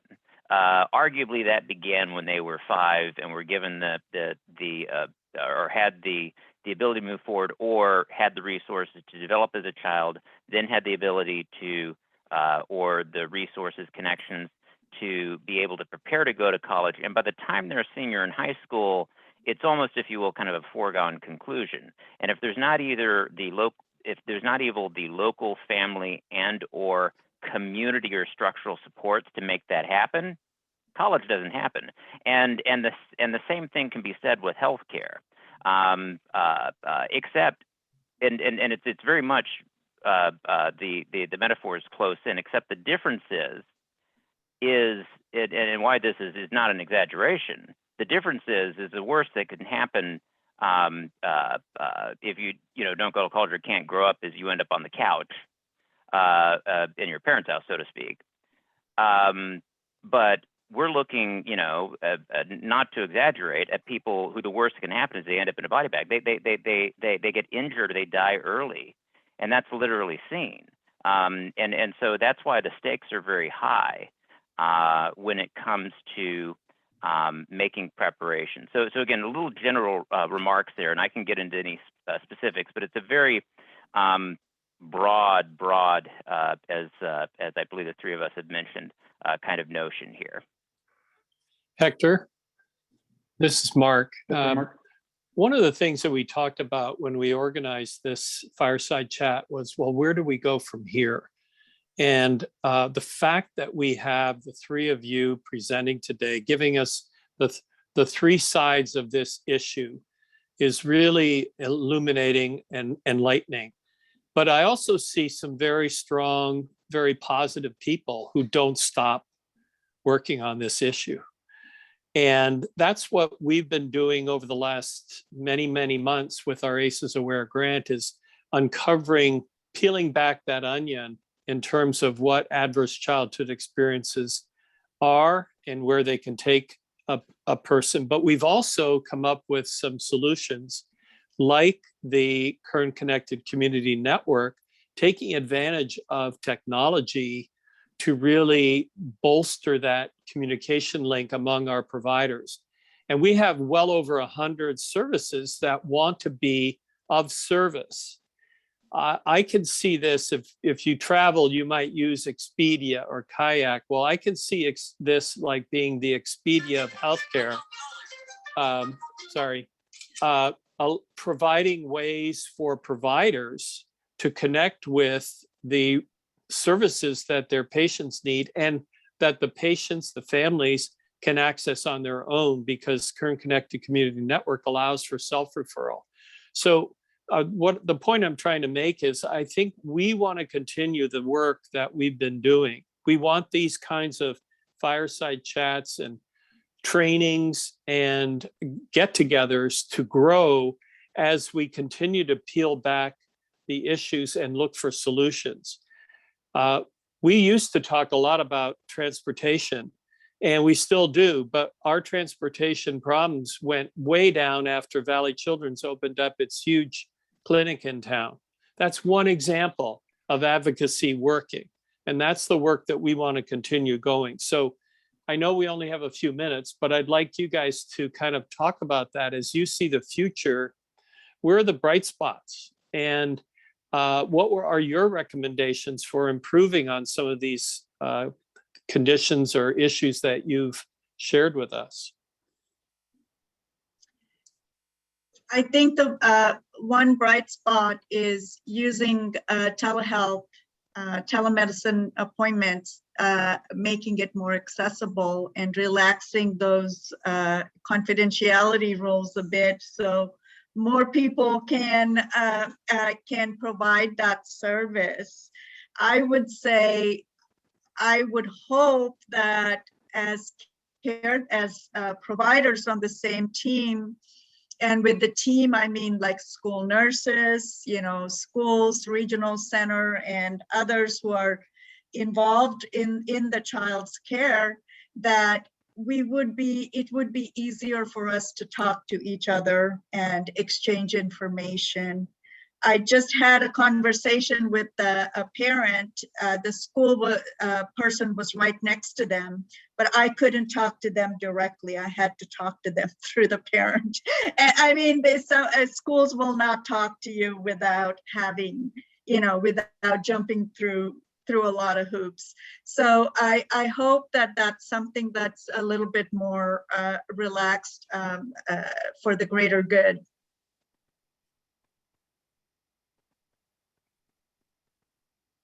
So from my perspective, one of the things that we're trying to do is as Mark mentioned, make connections, and begin to say that pediatrics in a way lives in a silo. It's difficult to know what quote unquote happens the other side, like Karen Ursa has mentioned about knowing, what does social services look like for adults relative to children? Why is there this difference? That in particular is a tricky wicket that doesn't have an easy, pithy answer. Where we are trying to make connections is whether it's with primary care to ensure that transfer happens. We're also to the really important points that Chantel was making related to the amount of expectations placed on the parents that are unrealistic, is terms of lifting things.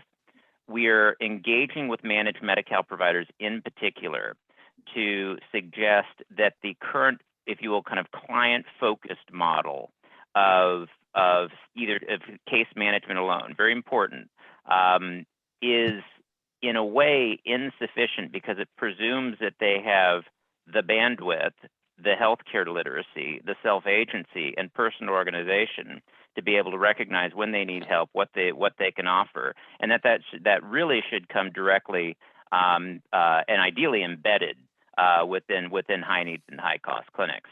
And so we're beginning to make those conversations, and there are models for this within the adult world at my former employer at Geisinger in central Pennsylvania, with embedded case management from the health plan that led to impressive, along with other factors, impressive reductions in poor outcomes and improvement in health.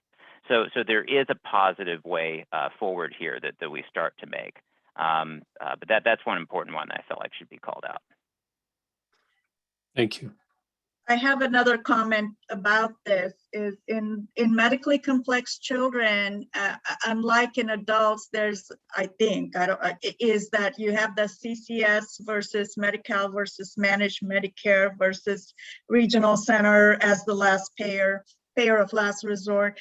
And each of them technically has a care coordinator, but they're focused on that piece of the pie, whatever that the condition that insurance covers, and then the rest is up to somebody else.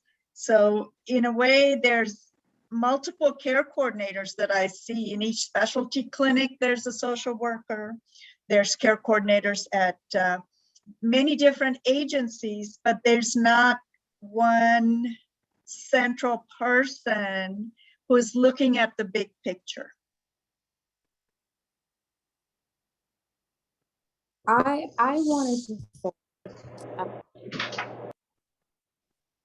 is no one ever looks at the part that no one pays for. So although, the insurance pays for certain things, there's so much, like within my home. You're breaking up, Chantel. Hey, can you hear me? Now we can. Thank you. So I was saying within my home, there's a lot of booby traps. So I have cameras and I have chimes, and we've replaced some of the couches in the living room with recliners because mine has to be at an angle. You can't buy one recliner for one child without another because then you're going to have a big fit. So, my children are tall, so they don't fit in the equipment that Medi-Cal provides. They have to be measured. So who's coming out of cost? I am. So when we say that, I have to work more hours, I have to do more things to be able to provide all of these resources that my children need just for everyday care and everyday life, because we only get enough for 30 days. And if we mess up with putting the nutrition milk in the bag, then what happens? We have to pay for another bag. So I think that parents also, would work from learning how to budget, learning how to find those things cheaply on Amazon, things that they could do to just basically make their life a little bit better. Chantel, so we are running up on time. I do just want to, one last question for the panelists, right? If you had a magic wand and could kind of think about some of those solutions, no barriers, no obstacles, what would they be? For care coordination, to advance equity, to advance the work that you're doing? I know that's a loaded question, but if there was no barrier, what would that be for each of you?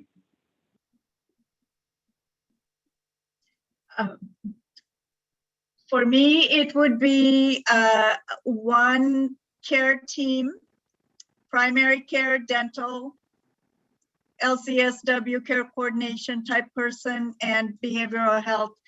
Instead of siloing all of those, it would just be one-stop shopping.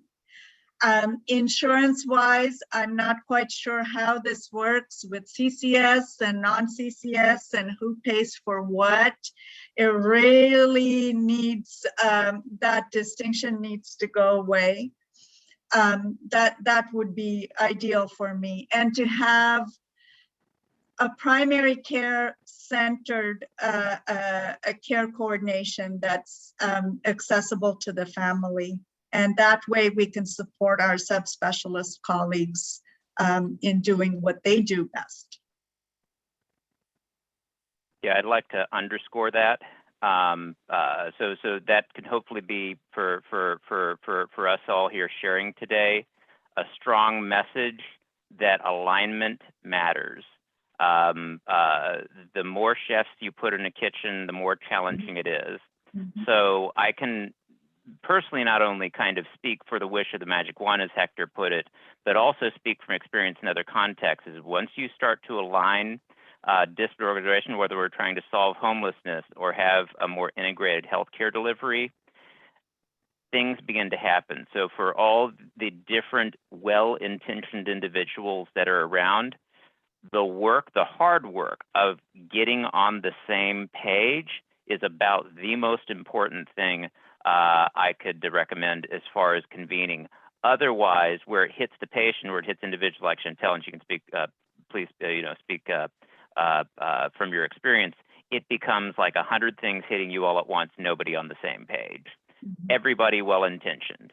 And so alignment would be how I would summarize that.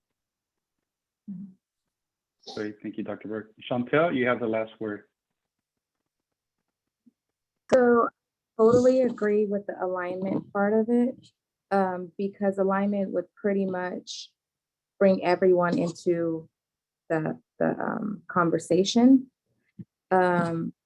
Also, just, I think there needs to be one main, I think everybody who has a special needs child needs their own social worker. And I don't know if that comes through insurance or something of the sort, but just a person that could contact the referrals. Because referrals always get lost, and the only person that's suffering is the child that never got to experience what they needed to experience to get better. So I do believe that the coordination of it all also has to come down to the parent too, though. And the parent understanding, even if it's through, like we have our binder and breaking down, you know, what the visit was to each doctor, they need to do that. We need to learn that too. So I just, coordination on all fronts is probably where I would go. Great, thank you so much, Chantel. Yeah, I think, you all spoke to a lot of the systemic issues happening because of COVID, issues around alignment and coordination that needs to happen as, across, organizations and healthcare systems begin to have conversations and align with each other.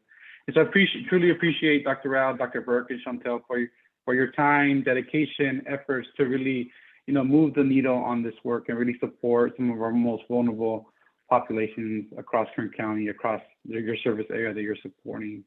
I know today's conversation highlighted a number of different things from, cultural practices to some of the challenges and some of the bright spots around how we really move this work forward. Today's conversation, again, was supposed to be in person, but, we're still going to be moving forward with some of this additional ACEs work. It's not going away, right? While our planning grant is sunsetting at the end of this month, this work will be taken on by First Five Kern and our partners to really catalyze and support this, across the ecosystem and partners that are really supporting this work. One of the things that we want to share with you all is that we have a date for our in-person conference. So it is scheduled for March 30th, 2022. So you can save the date now. We'll be sending out information around how to register. But again, it'll be a day of continuing this conversation that we started today around how can we really galvanize, catalyze some of the work that we're supporting here in Kern County to do care coordination, to advance equity, to really think about how we become more trauma informed and lift up some of the resiliency that we're building and our families have. It's really an opportunity for us to come together on the 30th and really talk about how can we make some actionable next steps, policy decisions, systems change opportunities, and move them to really catalyze this work. For those that are interested, there are sponsorship opportunities that you can take advantage of to support this conference. We will also have tabling and a resource fair for partners to share out the different resources that they have and are providing to the community. And it's an opportunity to, again, bring together folks to break bread, have critical conversations, and really think about how we work together to build some synergy, innovation, and opportunity across our sectors, across the communities that we serve, and the organizations that are doing that work on the ground. Mark, any last thoughts before we break and let folks go? Just a big thank you to everybody, all our presenters, everybody who attended. It's been a long day, but we thank you so, so much. Yes, thank you. Thank you everyone for your time and participation. Just the materials, both the recording and the master PowerPoint will be shared out with folks so that you can share that with your network and organizations. We will also be sending out an evaluation on Monday. So please give us your feedback. It'll also be an opportunity to provide additional input on some of the things you'd like to see during the ACES conference so that we can create a dynamic and catalyzing experience for every single one of you as we kind of continue this work and build our trauma-informed care focus and resiliency across Kern County and our partners. With that, thank you so much. Have a wonderful rest of your day. Bye. Bye, everybody. Thank you, Hector. Thank you, everyone. Thank you, Anu.